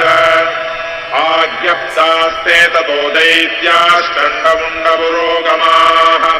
चतुरङ्गबलोपेता यजुरभ्युद्यतायुधाः ददृशुस्ते ततो देवीमीषद्धासाम् व्यवस्थिताम् सिंहस्योपरि शैलेन्द्रशृङ्गे महति काञ्चने ते दृष्ट्वा ताम् समादातुमुद्यमम् चक्रुरुद्यताः आकृष्टचापासिधरास्तथान्ये तत्समीपगाः ततः कोपम् चकारोच्चैरम्बिका तानरीन् प्रति कोपेन चास्यावदनम् मशीवर्णमभूत्तदा भ्रुकुटीकुटिलात् तस्या ललाटफलकादृतम् कालीकरालवदना विनिष्क्रान्तातिपाशिनी विचित्रखड्वाङ्गधरा नरमाला विभूषणा वीपिचर्मपरिधाना शुष्कमांसातिभैरवा अतिविस्तारवदना जिह्वाललनभीषणा निमग्ना रक्तनयना नादापूरितदिङ्मुखा सा वेगेनाभिपतिता घातयन्ती महासुरान् सैन्ये तत्र सुरारीणामभक्षयत तद्बलम् आश्निग्राहाङ्कुशग्राहि योधघण्टा समन्वितान् समादायैकहस्तेन मुखे चिक्षेपवारणान् तथैव योधम् तुरगैरथम् सारथिना सह निक्षिप्य वक्त्रे दशनैश्चर्वयन्त्यतिभैरवम् एकम् जग्राहकेशेषु ग्रीवायामथ चापरम् पादेनाक्रम्य चैवान्यपुरसान्यमपोथयत् तैर्मुक्तानि च शस्त्राणि महास्त्राणि तथा सुरैः मुखेन जग्राहरुषा दशनैर्मथितान्यपि बलिनाम् तद्बलम् सर्वमसुराणाम् दुरात्मनाम् ममर्दा भक्षयच्चान्यानन्यांश्चाताडयत्तथा असिनानि हताः केचित् केचित् खड्वाङ्गताडिताः जग्मुर्विनाशमसुरा दन्ताग्राभिहतास्तथा क्षणेन तद्बलम् सर्वमसुराणाम् निपातितम् दृष्ट्वा चण्डोऽभिरुद्रावताम् कालीमतिभीषणाम् सरवर्षैर्महाभीमैर्भीमाक्षीम् ताम् महासुरः छादयामास चक्रैश्च मुण्डः क्षिप्तैः सहस्रशः तानि चक्राण्यनेकानि विषमाणानि बिम्बानि सुबहूनि घनोदरम् ततो जहासा निरुषा भीमम् भैरवनादिनी काली करालवक्त्रान्तर्दुर्दर्शदशनोज्ज्वला उत्थाय च महासिंहम् देवी चण्डमधावत गृहीत्वा चास्य केशेषु शिरस्तेनासिनाच्छिनत् अथ मुण्डोऽभ्यधावत्ताम् दृष्ट्वा चण्डम् निपातितम् समाप्यपातयद्भूमौ सा खड्गा विहतम् वृषा हतशेषम् ततस्सैन्यम् दृष्ट्वा चण्डम् निपातितम् मुण्डम् च सुमहावीर्यम् दिशो भेदे भयातुरम् शिरश्चण्डस्य काली च गृहीत्वा मुण्डमेव च प्राह प्रचण्डाट्टहासमिश्रमभ्येत्य चण्डिकाम् मया तवात्रोपहृतौ चण्डमुण्डौ महापशु युद्धयज्ञे स्वयम् शुम्भम् निशुम्भम् च हनिष्यसि ऋषिरुवाच तावानीतौ ततो दृष्ट्वा चण्डमुण्डौ महासुरौ उवाच कालीम् कल्याणी ललितम् चण्डिका वचः यस्माच्चण्डम् च मुण्डम् च गृहीत्वात्मौपागता चामुण्डेति ततो लोके ख्याता देवी भविष्यति इति श्रीमार्कण्डेयपुराणे सावर्णिके मन्वन्तरे देवी माहात्म्ये चण्डमुण्डवधो नाम सप्तमोऽध्यायः। ज्ञानम्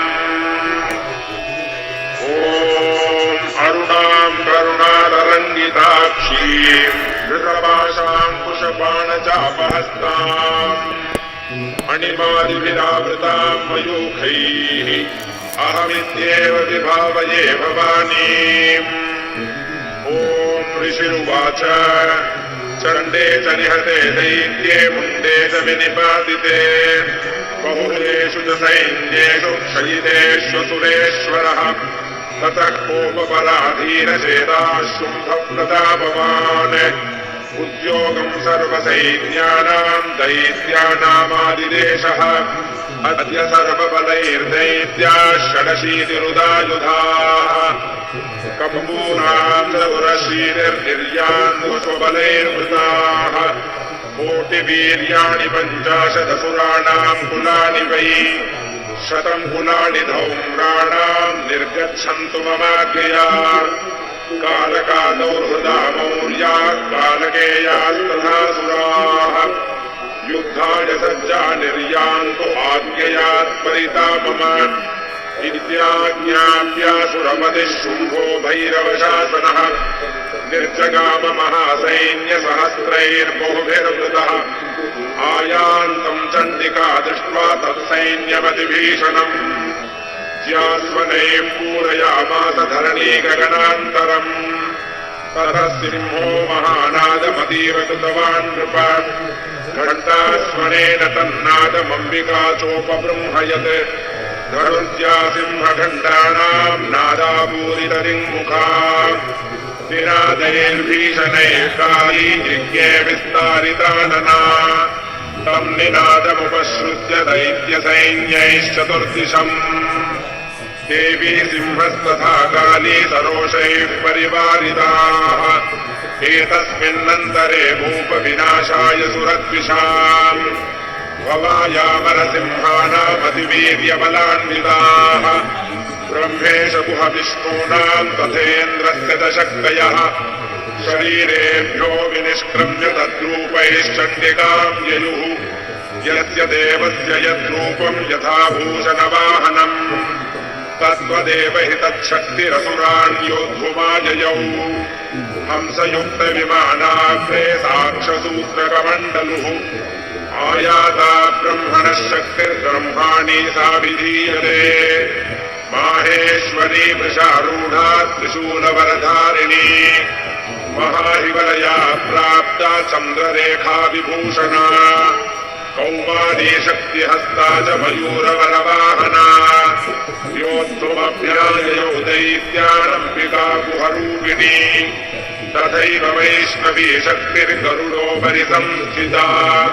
शङ्खचक्रगदाशार्ङ्गखड्गहस्ताभ्युपाययौ यज्ञवाराहमतुलं रूपं या बिभ्रतो हरेः शक्तिः साप्याययौ तत्र वाराहीं बिभ्रती तनुम् नारसिंही नृसिंहस्य बिभ्रती सदृशं वपुः प्राप्ता तत्र सताक्षेपक्षिप्तनक्षत्रसंहतिः वज्रहस्ता तथैवैन्द्री गजराजोपनिस्थिता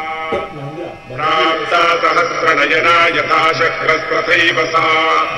ततः परिवृतस्ताभिदीशानो देवशक्तिभिः हन्यन्तामसुरा शीघ्रं मम प्रीत्याह चण्डिकाम् ततो देवि शरीरात्तु विनिष्क्रान्तातिभीषणा चण्डिका शक्तिरत्युग्रा शिवा शतनिनादिनी सा चाधूम्रजटिलमीशानमपराजिता दूतत्वं गच्छ भगवन् पार्श्वं शुम्भनिशुम्भयोः रूढिशुम्भं निशुम्भं च दानवावतिगर्वितौ ये चान्ये दानवास्तत्र युद्धाय समुपस्थिताः त्रैलोक्यमिन्द्रो लभतां देवाः सन्तु हविर्भुजः यूयं प्रयात पातालं यदि जीवितुमिच्छस बलाबले पादत चेद्भवन्तो युद्धकाङ्क्षिणः तदा गच्छत तृप्यन्तु मच्छिवाः पिशिते नमः यतो युक्तो दौत्येन तया देव्या शिवः स्वयम् शिवदूतीति लोकेऽस्मिंस्ततः साक्षादिमागता तेऽपि श्रुत्वा वचो देव्याः सर्वाख्यातम् महासुराः अमर्षा पूरिता जग्मुर्यत्र कात्यायनी स्थिता ततः प्रथममेवाग्रे शरशक्तृष्टिवृष्टिभिः ववर्षुरुद्धतामर्षास्ताम् देवीममरारयः सा च तान् प्रहितान् बाणान् शूलशक्तिपरश्वधान् चिच्छेदलीलयात्मातधनुर्मुक्तैर्महेषुभिः तस्याग्रतस्तथा काली शूलपातविदारितान् खड्वाङ्गबोधितां शारीन् कुर्वती व्यचरत्तदा कमण्डलुजलाक्षेप हतवीर्यान् हतौजसः ब्रह्माणि चाकरोन् शत्रून् येन येन स्वधावति माहेश्वरी त्रिशूलेन तथा चक्रेण वैष्णवी दैत्यान् जघान कौमारी तथा शक्त्यातिकोपना ऐन्द्री कुलिशपातेन शतशो दैत्यदानवाः हेतुर्विदारिताः पृथ्व्या रुधिरौघप्रवर्षिणः तुण्डप्रहारविध्वस्ता दंष्ट्राग्रक्षतवक्षसः वाराहमूर्त्यान्यवतंश्चक्रेण च विदारिताः नखै विदारितांश्चान्यान् भक्षयन्ती महासुरान् नारसिंही च चारादौ नादा पूर्णनिरम्बरा चण्डाट्टहासेरसुराः शिवदूत्यभिदूषिताः पृथिव्याम् पतितांस्तांश्च खादाथसा तदा इति मातृगणम् प्रकृतम् मर्दयन्तम् महासुरान् दृष्ट्वा भ्रुवाजेर्विविधैर्नेषुर्देवारिसैनिकाः पलायनपरान् दृष्ट्वा दैत्यान् मातृगणार्दितान् योद्धुमभ्याययौ क्रुद्धो रक्तबीजो महासुरः रक्तबिन्दुर्यदा भूमौ पतत्यस्य शरीरतः समुत्पतति मेदिन्याम् तत्प्रमाणस्तदासुरः युयुधेत गदा पाणिरिन्द्रशक्त्या महासुरः ततश्चैन्द्रीस्त्ववज्रेण रक्तबीजमताडयत् कुलिशेनाहतस्याशु बहुदुस्रावशोणितम् समुत्तस्तुस्ततो योधास्तद्रूपास्तत्पराक्रमाः यावन्तः पतितास्तस्य शरीराद्रक्तबिन्दवः तावन्तः पुरुषा जातास्तद्वीर्यबलविक्रमाः ते चापि युयुधस्तत्र पुरुषा रक्तसम्भवाः समम् मातृभिरत्युग्रशस्त्रपादातिभीषणम् पुनश्च वज्रपातेन क्षतमस्य शिरो यदा ववाहरक्तम् पुरुषास्ततो जाताः सहस्रशः वैष्णवी समरे चैनम् चक्रेणाभिजगानः तदया ताडयामास ऐन्द्रीतमसुरेश्वरम् वैष्णवी चक्रभिन्नस्य रुधिरस्रावसम्भवैः सहस्रशो जगद्व्याप्तम् तत्प्रमाणैर्महासुरैः शक्त्या जघान कौमारी बाला हि च तथासिना माहेश्वरी त्रिशूलेन रक्तबीजम् महासुरम् स चाभिगतया दैत्यः सर्वा एवाहरत् पृथक् मातृः कोपसमाविष्टो रक्तबीजो महासुरः तस्याः तस्य बहुधा शक्तिशूलादिभिर्भुवि पपातयो वै रक्तोऽगस्तेनासङ्क्षतशोऽसुराः तैश्चासुरासृक्सम्भूतैरसुरैः सकलम् जगत् व्याप्तमासीत् ततो देवा भयमाजग्मुरुत्तमम् तान् विषण्णान् सुरान् दृष्ट्वा चण्डिका प्राह सत्वरा उवाच कालीम् चामुण्डे विस्तीर्णम् वदनम् कुरु मच्छस्रपादसम्भूतान् रक्तबिन्दून् महासुरान् रक्तबिन्दोः प्रतीच्छत्वम् वक्त्रेणानेन वेगिना भक्षयन्ती चररणे तदुत्पन्नान् महासुरान् एवमेष क्षयम् दैत्यः क्षीणरक्तो गमिष्यति भक्ष्यमाणास्त्वया चोग्रा न चोत्पत्स्यन्ति चापरे इत्युक्त्वा ताम् ततो देवी शूलेनाभिजघानतम् मुखेन काली जगृहे रक्तबीजस्य शोणितम् ततो सा वा जघानाथ गदया तत्र चण्डिकाम् न चास्या वेदनाम् चक्रे गदापातोऽल्पिकामपि तस्याः तस्य देहात्तु बहुसुस्रावशोणितम् यतस्तरस्तद्वक्त्रेण चामुण्डा सम्प्रतीच्छति मुखे समुद्गता येऽस्या रक्तपातान् महासुराः तांश्चखादात चामुण्डा बभौ तस्य च शोणितम् देवी शूलेन वज्रेण बाणैरसिभिरिष्टिभिः जघान रक्तबीजम् तम् चामुण्डा पीतशोणितम् सपपात महीपृष्ठे शस्त्रसङ्घसमाहतः नीरक्तश्च महीपादरक्तबीजो महासुरः ततस्ते हर्षमधुरपबापुस्त्रिदशानृप तेषाम् मातृगणो जातो ननर्ता संवदोद्धतः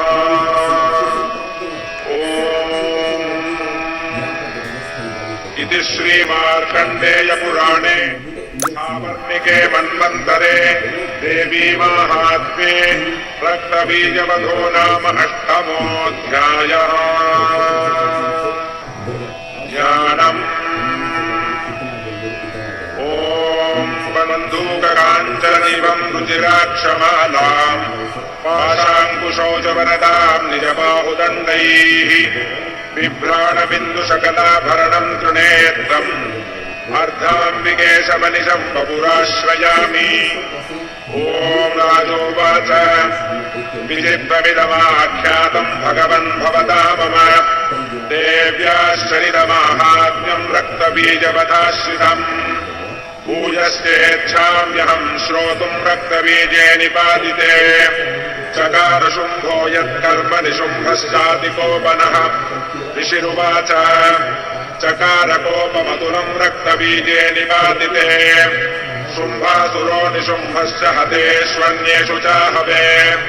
अन्यमानम् महासैन्यम् विलोक्या वर्षमुद्वहन् अभ्यधावन् निशुम्भोदमुख्यया सुरसेनया तस्याग्रतस्तथा पृष्ठे पार्श्वयोश्च महासुराः सन्दष्टौष्टपुटाः क्रुद्धा हन्तुम् देवीमुपाययुः आजगामः वीर्यशुम्भो विश्वबलैर्वृतः निहन्तुम् चण्डिकाम् कोपात् कृत्वा युद्धम् तु मातृभिः ततो युद्धमतीवासीत् देव्या शुम्भनिशुम्भयोः शरवर्षमतीवोग्रम् मेघयोरिव वर्षतोः चिच्छेदास्ताञ्छरांस्ताभ्याम् चण्डिका स्वशरोत्तरैः ताडयामास चाङ्गेषु शस्त्रोघैरसुरेश्वरौ निशुम्भो निशितम् खड्गम् चर्मचादाय सुप्रभम् अताडयन्मूर्तिसिंहम् देव्या वाहनमुत्तमम् ताडिते वाहने देवी क्षुरप्रेणासिमुत्तमम् निशुम्भस्याशु चिच्छेदचर्मचाभ्यष्टचन्द्रकम् छिन्ने धर्मणि खड्गे दशक्तिम् चिक्षेपसोऽसुरः तामप्यस्य द्विधा चक्रे चक्रेणाभिमुखा गताम् कोपात्मातो निशुम्भोदशूलम् जग्राह दानवः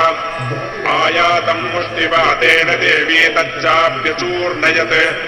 आविद्याधगदां सोऽविचिक्षेप चण्डिकां प्रति सा विदेव्या त्रिशूलेन भिन्ना भस्मत्वमागता ततः परशुहस्तं तमायान्तं दैत्यपुङ्गवम् आहत्य देवी बाणोघैरपादयत भूतले तस्मिन् निपतिते भूमौ निशुम्भे भीमविक्रमे भ्रातर्यतीव संक्रुद्धः प्रययौ हन्तुमम्बिकाम् सररस्तस्तथा उच्चैर्गृहीत परमायुधैः भुजैरष्टाभिरतुलैर्व्याप्याशेषं बभौ नभः तमायान्तं समालोक्य देवी शङ्खमवादयत् शब्दं चापि धनुषश्चकारातीव दुस्सहम् पूरयामास ककुभो निजघण्टास्वनेन च समस्तदैत्यसैन्यानां तेजोवदविधायिनां ततः सिंहो महानादैस्त्याजितेभ महामदैः पूरयामास गगनं गां तथैव दिशो दश ततः कालीं समुत्पत्य गगनं क्ष्मामदारयत् कराभ्यां तन्निदानेन प्राक्खनास्ते तिरोहिताः अट्टाट्टः शिवं शिवदूती सकारः तैः शब्दैरसुरास्त्रेषु शुम्भः कोपं परं ययौ दुरात्मं तिष्ठतिष्ठेति व्याजहाराम्बिका यदा तदा जयेत्यभीतं देवैराकाशसंस्थितैः शुम्भेनागत्य या शक्तिर्मुक्ता ज्वालादिभीषणा आयान्तीवन्निकूटावादानिरस्ता महोल्कया सिंहनादेन शुम्भस्य व्याप्तं लोकत्रयान्तरम् निर्घातनिस्वरो घोरो जितवानवनीपते शुम्भमुक्तान् शरान् देवी शुम्भस्तत्प्रहितान् शरान् चिच्छेदस्व शरैरुग्रैः शतशोधसहस्रशः ततस्ता चण्डिका क्रुद्धा शूलेनाभिजघानतम् सतता विहतो भुवो मूर्छितो निपपातः ततो निशुम्भः सम्प्राप्य चेतनामात्मकान्मुखः आजघानशरैर्देवीं कालीं केसरिणं तथा पुनश्च कृत्वा बाहूनामयुतं तनुजेश्वरः चक्रायुधेन दिनिजश्छादयामास चण्डिकाम् ततो भगवती क्रुद्धा दुर्गा दुर्गार्तिनाशिनी चिच्छेदतानि चक्राणि स्वशरैः सायकांश्च तान् ततो निशुम्भो वेगेन गदामादाय चण्डिकाम् अभ्यधावत वै हन्तुं दैत्यसेना समावृतः तस्यापतत एवाशु गदां चिच्छेद चण्डिका खड्गेन शितधारेण शतशूलं समादते शूलहस्तं समायान्तं निशुम्भममरार्दनम् प्रतिविव्याधशूलेन वेगाविद्धेन चण्डिका भिन्नस्य तस्य शूलेन हृदयान्निःसृतो परः महाबलो महावीर्यस्तिष्ठेति पुरुषो वदन् तस्य निष्क्रामतो देवी प्रहस्य स्वनवर्तनः शिरश्चिच्छेद खड्गेन ततोऽसावपतद्भुवि ततः सिंहश्च घादोग्रं दंष्ट्राक्षुण्ण शिरोधरान् असुरांस्तां तथा काली शिवदूती तथा परान् कौमारी शक्तिनिर्भिन्नाः केचिन्नेषुर्महासुराः ब्रह्माणि मन्त्रभूतेन तोयेनान्ये निराकृताः माहेश्वरी त्रिशूलेन भिन्ना पेतुस्तथा परे वाराही तुण्डघातेन केचिच्चूर्णीकृता भुवि खण्डं खण्डं चक्रेण वैष्णव्यादानवाकृताः वज्रेण चैन्द्रियहस्ताग्रविमुक्तेन तथा परे केचिद्विदेशुरसुराः केचिन्नष्टा महाहवात् भक्षिताश्चापरे काली शिवदूती मृगाधिपैः इति श्रीमार्कण्डेयपुराणे सावर्णिके मन्वन्तरे देवी माहात्म्ये निशुम्भवधो नाम नवमोऽध्यायः। ज्ञानम्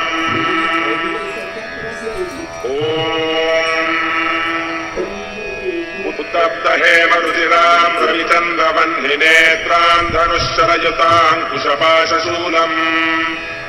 रम्यैर्भुजैश्च दधतीं शिवशक्तिरूपां कामेश्वरीं हृदि भजामि धृतेन्दुलेखाम्। ॐ ऋषिरुवाच निशुम्भं निहतं दृष्ट्वा भ्रातरं प्राणसंहितम् हन्यमानं बलं चैव शुम्भः क्रुद्धो ब्रवीद्वचः बलाबलेपाद्दुष्टे त्वं मा दुर्गे गर्वमावह अन्यासां बलमाश्रित्य युध्यसे यातिमानिनी। देव्युवाच एकैवाहं जगत्यत्र द्वितीया काममापरा पश्यैतादुष्टमय्येव विशन्त्यो मद्विभूतयः ततः समस्तास्ता देव्यो ब्रह्माणि प्रमुखालयम् तस्या देव्यास्तनो जग्मुरेकैवासीत् तदाम्बिका। देव्युवाच अहं विभूत्या बहुविरिहरूपैर्यदा स्थिता तत्संहृतं मयैकैव तिष्ठाम्याजौ स्थिरो भव। ऋषिरुवाच ततः प्रवृते युद्धं देव्या शुम्भस्य चोभयोः पश्यतां सर्वदेवानामसुराणां च दारुणम् शरवर्षैः शितैः शस्त्रैस्तथास्त्रैश्चैव दारुणैः तयोर्युद्धमभूद्भूयः सर्वलोकभयङ्करम्। दिव्यान्यस्त्राणि शतशो मुमुचेयान्यथाम्बिका बभञ्जतानि दैत्येन्द्रस्तत्प्रतिघातकर्तृभिः मुक्तानि तेन चास्त्राणि दिव्यानि परमेश्वरी बभञ्जलीलयैवोग्रहुङ्कारोच्चारणादिभिः ततः शरशतैर्देवीमाच्छादयतसोऽसुरः सापि तत्कुपिता देवी धनुश्चिच्छेदचेषुभिः छिन्ने धनुषि दैत्येन्द्रस्तथा शक्तिमथा ददे चिच्छेददेवी चक्रेण तामप्यस्य करे स्थिताम् ततः खड्गमुपादाय शतचन्द्रं च भानुमते अभ्यधावत्तदा देवीं दैत्यानामधिपेश्वरः तस्यापतत एवाशु खड्गं चिच्छेदचण्डिका धनुर्मुक्तैः शितैर्बाणैः शर्मचार्ककरामलम् हलाश्वस्तदा दैत्यश्चिन्नधन्वा विसारथिः जग्राहमुत्करं घोरमम्बिकानिधनोऽद्यतः चिच्छेदापततस्तस्य मुत्करं निशितैः शरैः तथा विसोऽभ्यधावत्तां मुष्टिमुद्यम्य वेगवान् समुष्टिं वारयामास हृदये दैत्यपुङ्गवः देव्यास्त्वं चाभिसा देवी तलेनोरस्य ताडयत् ततः प्रहाराभिहतो निपपातमहीतले स दैत्यराजः सहसा पुनरेव तथोत्थितः उत्पद्य च प्रगृह्योच्चैर्देवीं गगनमास्थितः तत्रापि सा निराधारा युधेतेन चण्डिका नियुद्धं खे तदा दैत्यश्चण्डिका च परस्परम् चक्रतुः प्रथमं सिद्धमुनिविस्मयकारकम् ततो नियुद्धं सुचिरं कृत्वा तेनाम्बिका सह उत्पाद्य भ्रामयामास चिक्षेपधरणीतले सक्षिप्तो धरणीं प्राप्य मुष्टिमुद्यम्य वेगितः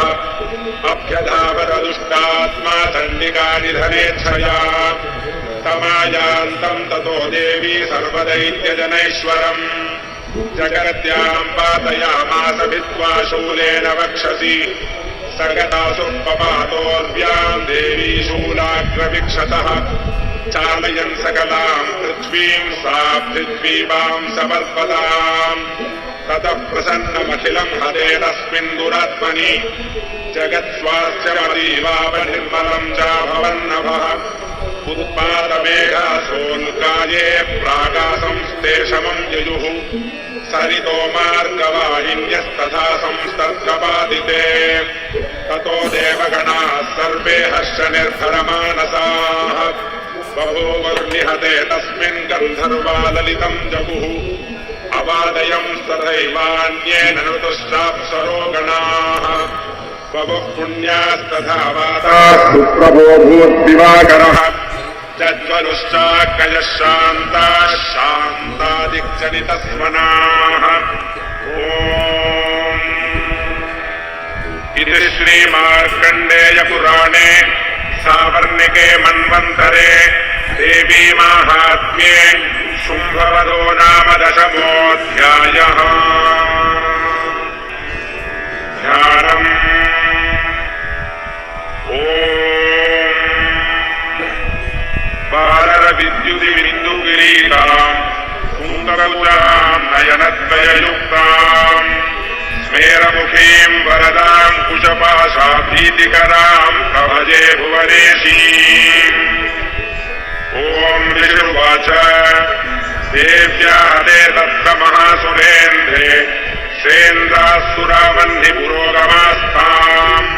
कात्यायनीम् तुष्टुरिष्टलाभात् विकाशिमत्ताब्ज विकाशिताशाः। देवि प्रपन्नार्तिहरे प्रसीद प्रसीद मातर्जगतोऽखिलस्य प्रसीद विश्वेश्वरि पाहि विश्वम् त्वमीश्वरी देवि चराचरस्य आधारभूता जगतस्त्वमेका महीस्वरूपेण यतस्थितासि अपाम् स्वरूपस्थितया त्वयैतत् आप्यायते कृत्स्नमलन्धवीर्ये त्वम् वैष्णवी शक्तिरनन्तवीर्या विश्वस्य बीजम् परमासि माया सम्मोहितम् देवि समस्तमेतत् त्वम् वै प्रसन्ना भुवि मुक्तिहेतुः विद्याः समस्तास्तव देवि भेदाः स्त्रियः समस्ताः सकला जगत्सु त्वयैकया पूरितमम्बयैतत् काते स्तुतिस्तव्य परापरोक्तिः सर्वभूता यदा देवी स्वर्गमुक्तिप्रदायिनी त्वम् स्तुता स्तुतये गावा भवन्तु परमोक्तयः सर्वस्य बुद्धिरूपेण जनस्य हृदि संस्थिते स्वर्गापवर्ग्यते देवि नारायणि नमोऽस्तुते कलाकाष्ठादिरूपेण परिणामप्रदायिनी विश्वस्योपरतौ शक्ते नारायणि नमोऽस्तुते सर्वमङ्गलमाङ्गल्ये शिवे सर्वार्थसाधिके शरण्ये त्र्यम्बके गौरि नारायणि नमोऽस्तुते सृष्टिस्थितिविनाशानाम् शक्तिभूते सनातनि गुणाश्रये गुणमये नारायणि नमोऽस्तुते शरणागतदीनार्तपरित्राणपरायणे सर्वस्यार्तिहरे देवि नारायणि नमोऽस्तुते हंसयुक्तविमानस्थे ब्रह्माणि रूपधारिणि कौशाम्बहक्षरिके देवि नारायणि नमोऽस्तुते त्रिशूलचन्द्राहिधरे महावृषभवाहिनी माहेश्वरी स्वरूपेण नारायणि नमोऽस्तुते मयूरकुक्कुटवृते महाशक्तिधरे नखे कौमारी रूपसंस्थाने नारायणि नमोऽस्तुते शङ्खचक्रगदाशार्ङ्गगृहीत परमायुधे प्रसीद वैष्णवी रूपे नारायणि नमोऽस्तुते गृहीतोग्रमहादग्रे दंष्ट्रोद्धृतवसुन्धरे वराहरूपिणि शिवे नारायणि नमोऽस्तुते नृसिंहरूपेणोग्रेण हन्तुम् दैत्यान् कृतोद्यमे त्रैलोक्यत्राणसहिते नारायणि नमोऽस्तुते किरीटिनि महावज्रे सहस्रनयनोज्ज्वले वृत्रप्राणहरे चैन्द्रि नारायणि नमोऽस्तुते शिवदूती स्वरूपेण हतदैत्यमहाबले घोररूपे महारावे नारायणि नमोऽस्तुते दंष्ट्राकरालवदने शिरोमाला विभूषणे चामुण्डे मुण्डमथने नारायणि नमोऽस्तुते लक्ष्मीरज्ये महाविद्ये श्रद्धे पुष्टिस्वधे ध्रुवे महारात्रि महाविद्ये नारायणि नमोऽस्तुते मेधे सरस्वतिवरे भूतिवाभ्रवितामसि नियते त्वम् प्रसीदेशे नारायणि नमोऽस्तुते सर्वस्वरूपे सर्वेशे सर्वशक्तिसमन्विते भयेभ्यस्त्राहिनो देवि दुर्गे देवि नमोऽस्तुते एतत्ते वदनम् सौम्यम् लोचनत्रयभूषितम् पातु नः सर्वभीतिभ्यः कात्यायनि नमोऽस्तुते ज्वालाकरालमत्युग्रमशेषासुरसूदनम् त्रिशूलम् पातु नो भीते भद्रकालि नमोऽस्तुते हिनस्ति दैत्यतेजांसि स्वनेना पूर्यया जगत् सा घण्टा पातु नो देवि पापेभ्यो नः सुतानिव असुरासृक्वसा पङ्कचर्चितस्ते करोज्ज्वलः शुभाय खड्गो भवतु चण्डिके त्वां नता वयम् रोगानशेषानपहंसि दुष्टादुष्टादु कामान् सकलानभीष्टान् त्वामाश्रितानां न विपन्नराणां त्वामाश्रिताख्याश्रयतां प्रयान्ति एतत्कृतं यत्कदनं त्वयाद्यधर्मद्विषां देवि महासुराणाम् रूपैरनेकैर्बहुधात्ममूर्तिं वृत्वाम्बिके तत्प्रकरोति कान्या विद्यासु शास्त्रेषु विवेकदीपेष्वाद्येषु वाक्येषु च कात्वदन्या मम त्वगर्तेति महान्धकारे विभ्रामयत्येतदतीव विश्वम् रक्षांसि यत्रोग्रविशाश्च नागा यत्कारयोदस्यु बलानि यत्र दावानलो यत्र तथाब्धिमध्ये तत्र स्थिता त्वं परिपासि विश्वम् विश्वेश्वरि त्वं परिपासि विश्वम् विश्वात्मिका धारयसीति विश्वम् विश्वेशवन्द्या भवती भवन्ति विश्वाश्रयाये त्वयि भक्तिनम्राः देवि प्रसीद परिपालय नोरिभीतेर्नित्यं यथासुरवधादधुनैव सद्यः पापानि सर्वजगतां प्रशमं नयाशु उत्पादपाकजनितांश्च महोपसर्गान् प्रणतानां प्रसीद त्वं देवि विश्वार्तिहारिणि त्रैलोक्यवासिनामेत्ये लोकानां वरदा भव देव्युवाच वरदाहं सुरगणा वरं यन्मनसेच्छथ तं शृणुध्वं प्रयच्छामि जगतामुपकारकम् देवावूचुः सर्वा बाधा प्रशमनं त्रैलोक्यस्याखिलेश्वरि एवमेव त्वया कार्यमस्मद्वैरिविनाशनम् देव्युवाच वैवस्वतेऽन्तरे प्राप्ते 28 युगे शुम्भो निशुम्भश्चैवान्या उत्पत्स्येते महासुरौ नन्दगोपगृहे जाता यशोदा गर्भसम्भवा ततस्तौ नाशयिष्यामि विन्ध्याचलनिवासिनी पुनरप्यतिरौद्रेण रूपेण पृथिवीतले अवतीर्य हरिष्यामि वै प्रचित्तां सुतुदानवान् भक्षयन्त्याश्च तानुग्रान् वै प्रचित्तान् महासुरान् रक्तादन्ता भविष्यन्ति दाडिमी कुसुमोपमाः ततो मां देवता स्वर्गे मध्यलोके च मानवाः स्तुवन्तो व्याहरिष्यन्ति सततं रक्तदन्तिकान् भूयश्च शतवार्षिक्यामनावृष्ट्यामनम्भसि पुनः संस्तुता भूमो सम्भविष्याम्ययोनिजा ततः शतेन नेत्राणां निरीक्षिष्यामि यन्मुनीन् कीर्तयिष्यन्ति मनुजाः शताक्षीमीति मां ततः ततोऽहमखिलं लोकमात्मदेहसमुद्भवैः भरिष्यामि सुराः शाकैरावृष्टे प्राणधारकैः शाकम्भरीर्विख्यातिं तदा यास्याम्यहं भुवि तत्रैव च वदिष्यामि दुर्गमाख्यं महासुरम् दुर्गा देवी विख्यातं तन्मे नाम भविष्यति पुनश्चाहं यदा भीमं रूपं कृत्वा हिमाचले रक्षांसि भक्षयिष्यामि मुनीनां प्राणकारणात् तदा मां मुनयः सर्वे स्तोष्यन्त्यानम्रमूर्तयः भीमा देवीति विख्यातं तन्मे नाम भविष्यति यदा ऋणाख्यस्त्रैलोक्ये महाबाधां करिष्यति तदाहं भ्रामरं रूपं कृत्वा संख्येय षट्पदम् कंपनीज में बिजनेसेस में जो मैनेजमेंट की क्वालिटी होती है और जो मैनेजमेंट की टूल होती है उसका काफी बड़ा योगदान होता है। यस्य हितार्थाय वदिष्यामि महासुरम् रामरीति च मां लोकास्तदा स्तोष्यन्ति सर्वदः इत्थं यदा यदा बाधा दानवोत्था भविष्यति तदा तदावतीर्याहं करिष्याम्यति संक्षयम्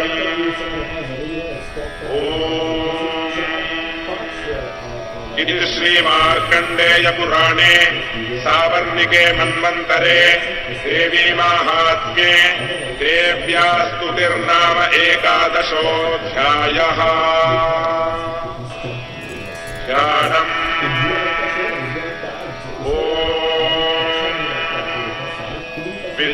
विद्युद्दामसमप्रभां मृगपति प्रतिस्कन्धस्थिताम् भीषणाम् कन्याभिः करवालखेटविलसद्धस्ताभिरासेविताम् हस्तैश्चक्रगदादिखेटविशिखाम् शापम् गुणम् तर्जनीम् विभ्राणामनलात्मिकाम् शशिधराम् दुर्गाम् त्रिनेत्राम् भजे। ॐ देव्युवाच एभिस्तवैश्च माम् नित्यम् स्तोष्यते यः समाहितः तस्याहम् सकलाम् बाधाम् नाशयिष्याम्यसंशयम् मधुकैटभनाशम् च महिषासुरघातनम् कीर्तयिष्यन्ति ये तद्वत्पदम् शुम्भनिशुम्भयोः अष्टम्याम् च चतुर्दश्याम् नवम्याम् चैकचेतसः श्रोष्यन्ति चैव ये भक्त्या मम माहात्म्यमुत्तमम्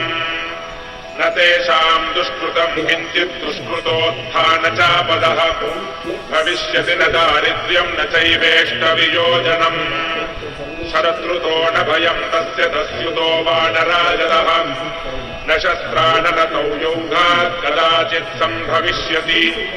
तस्मान्ममैतन्माहात्म्यम् पठितव्यम् समाहितैः श्रोतव्यम् च सदा भक्त्या परम् स्वस्त्ययनम् हि तत् उपसर्गानशेषांस्तु महामारी समुद्भवान् तथा त्रिविधमुत्पातम् माहात्म्यम् शमयेन्मम यत्रैतत्पच्यते सम्यक् नित्यमायतने मम सदा न तद्विमोक्ष्यामि सान्निध्यम् तत्र मे स्थितम् बलिप्रदाने पूजाया पत्निकार्ये महोत्सवे सर्वम् ममैतच्चरितमुच्चार्यम् श्राव्यमेव च जानता जानता वापि बलिपूजाम् तथा कृताम् प्रतीक्षिष्याम्यहम् प्रीत्या वह्निहोमम् तथा कृतम् शरत्काले महापूजा क्रियते या च वार्षिकी तस्याम् ममैतन्माहात्म्यम् श्रुत्वा भक्तिसमन्वितः सर्वा बाधा विनिर्मुक्तो धनधान्यसुतान्वितः मनुष्यो मत्प्रसादेन भविष्यति न संशयः श्रुत्वा ममैतन्माहात्म्यम् तथा चोत्पत्तयः शुभाः पराक्रमम् च युद्धेषु जायते निर्भयः पुमान् रिपवः संशयम् यान्ति कल्याणम् चोपपद्यते नन्दते च कुलम् पुंसाम् माहात्म्यम् मम शृण्वताम् शान्तिकर्मणि सर्वत्र तथा दुःस्वप्नदर्शने ग्रहपीडासु चोग्रासु माहात्म्यम् शृणुयान्मम उपसर्गाशमम् यान्ति ग्रहपीडाश्च दारुणाः दुःस्वप्नम् च नृभिर्दृष्टम् सुस्वप्नमुपजायते बालग्रहाभिभूतानाम् बालानाम् शान्तिकारकम् सङ्घातभेदे च नृणाम् मैत्रीकरणमुत्तमम् दुर्वृत्तानामशेषाणाम् परहानिकरम् परम् रक्षो भूतपिशाचानाम् पठनादेव नाशनम् सर्वम् ममैतन्माहात्म्यम् मम सन्निधिकारकम् पशुपुष्पार्घ्यधूपैश्च गन्धदीपैस्तथोत्तमैः विप्राणाम् भोजनैर्होमैः प्रोक्षणीयैरहर्निशम् अन्यैश्च विविधैर्भोगैः प्रदानैर्वत्सरेण या प्रीतिर्मे क्रियते तास्मिन् सकृत्सुदरिते श्रुते श्रुतम् हरति पापानि तथारोग्यम् प्रयच्छति रक्षाम् करोति भूतेभ्यो जन्मनाम् कीर्तनम् मम युद्धेषु दरितम् यन्मे दुष्टदैत्यनिबर्हणम् तस्मिन् श्रुते वैधिकृतम् भयम् पुंसाम् न जायते युष्माभिस्तुतयो याश्च ब्रह्मऋषिभिः कृताः ब्रह्मणा च कृतास्तास्तु प्रयच्छन्ति शुभाम् मतिम् अरण्ये प्रान्तरे वापि जावाग्निपरिवारितः दस्युभिर्वावृतः शून्ये गृहीतो वापि शत्रुभिः सिंहव्याघ्रानुयातो वा वने वा वनहस्तिभिः राज्ञा क्रुद्धेन चाज्ञप्तो वध्यो बन्धगतोऽपि वा आघूर्णितो वा वातेन स्थितः पोते महार्णवे पतत्सु चापि शस्त्रेषु सङ्ग्रामे भृशदारुणे सर्वाबाधासु घोरासु वेदनाभ्यर्थितोऽपि वा स्मरन् ममैतच्चरितं नरो मुच्येत सङ्कटात् मम प्रभावात् सिंहाद्यादस्य वो वैरिणस्तथा दूरादेव पलायन्ते स्मरतश्चरितं मम ऋषिर्वाच इत्युक्त्वा सा भगवती चण्डिका चण्डविक्रमा पश्यतामेव देवानां तत्रैवान्तरधीयत तेऽपि देवानिरातङ्का स्वाधिकाराण्यथा पुरा यज्ञभागभुजः सर्वे चक्रुर्विनिहतारयः दैत्याश्च देव्या निहते शुम्भे देवरिवो युधि जगद्विध्वंसि तस्मिन् महोग्रे तुलविक्रमे निशुम्भे च महावीर्ये शेषाः पातालमाययुः एवं भगवती देवी सानिध्यापि पुनः पुनः सम्भूय कुरुते भूप जगतः परिपालनम् तयैतन्वोक्ष्यते विश्वं सैव विश्वं प्रसूयते सा याचिता च विज्ञानं तुष्टा रिद्धिं प्रयच्छति व्याप्तं तयैतत्सकलं ब्रह्माण्डं मनुजेश्वर महाकाल्या महाकाले महामारी स्वरूपया सैव काले महामारी सैव सृष्टिर्भवत्यजा स्थितिं करोति भूतानां सैव काले सनातनी भवकाले नृणां सैव लक्ष्मीर्वृद्धिप्रदा गृहे सैवाभावे तथा लक्ष्मीर्विनाशायोपजायते सुता सम्पूजिता पुष्पैर्धूपगन्धादिभिस्तथा ददादिवित्तं पुत्रांशमतिं धर्मे गतिं शुभाम्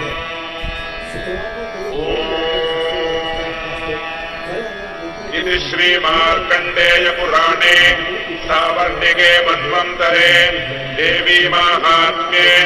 फलस्तुतिर्नाम 12ोऽध्यायः। ध्यानम्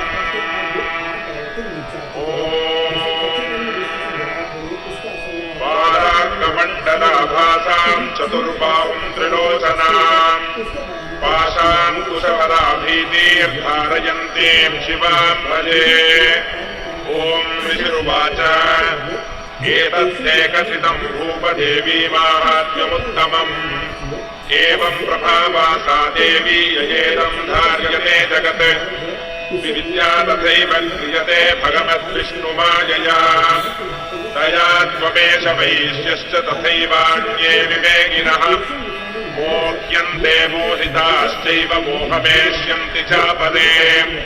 तामुपैहि महाराज शरणम् परमेश्वरीम् आराधिता सैमृणाम् भोगस्वर्गापवर्गदा। मार्कण्डेय उवाच इति तस्य वचः श्रुत्वा सुरसहस्रनराधिपः प्रणिपत्य महाभागम् तव शंसितव्रतम् निर्विण्णोति ममत्वेन राज्यापहरणेन च जगाम सद्यस्तपसे स च वैश्यो महामुने सन्दर्शनार्थमम्बाया नदीकुलिन संस्थितः स च वैश्यस्तपस्देवे देवी सूक्तम् परम् जपन् तौ तस्मिन् कुलिने देव्याः कृत्वा मूर्तिम् महामयीम् अर्हणाम् च क्रतुस्तस्याः पुष्पधूपाग्निदर्पणैः निराहारौ यदाहारौ तन्मनस्थौ समाहितौ ददतुस्तौ बलिम् चैव निजगात्रा सुमुक्षितम् एवम् समाराधयतोऽस्त्रिभिर्वर्षैर्यतात्मनोः परितुष्टा जगद्धात्री प्रत्यक्षम् प्राह चण्डिका। देव्युवाच यत्प्रार्थते त्वया भूपत्वया च कुलनन्दन मत्तस्तत्प्राप्यताम् सर्वम् परितुष्टा ददामि तत्। मार्कण्डेय उवाच ततो बभ्रे नृपो राज्यमभिभ्रंश्यन्यजन्मनि अत्रैव च निजम् राज्यम् हतशत्रुबलम् बलात् सोऽपि वैश्यस्ततो ज्ञानम् बभ्रे निर्विण्णमानसः ममेद्यहमिति प्राज्ञः सङ्गमिच्युतिकारकम्। देव्युवाच स्वल्पैरहोभिर्नृपते स्वम् राज्यम् प्राप्स्यते भवान् हत्वादिपूर्णस्खलितम् तव तत्र भविष्यति मृतश्च भूयः सम्प्राप्य जन्मदेवाद्विवस्वतः सावर्णिको नाम मनुर्भवान् भुवि भविष्यति वैश्यवर्यत्वया यश्च वरोऽस्मत्तोऽभिवाञ्छितः तं प्रयच्छामि संसिद्धै तव ज्ञानं भविष्यति। मार्कण्डेय उवाच इति दत्त्वा तयोर्देवी यथाभिलषितं वरम् बभूवान्तर्हिता सत्यो भक्त्यादाभ्यामविष्णुता। एवं देव्या वरं लब्ध्वा सुरथः क्षत्रियर्षभः सूर्याज्जन्म समासाद्य सावर्णिर्भविता मनुः। एवं देव्या वरं लब्ध्वा सुरथः क्षत्रियर्षभः सूर्याज्जन्म समासाद्य सावर्णिर्भविता मनुः। ह्रीं ॐ इति श्रीमार्कण्डेय पुराणे सावर्णिके मन्वन्तरे देवी माहात्म्ये सुरथवैश्ययोर्वरप्रदानं नाम त्रयोदश।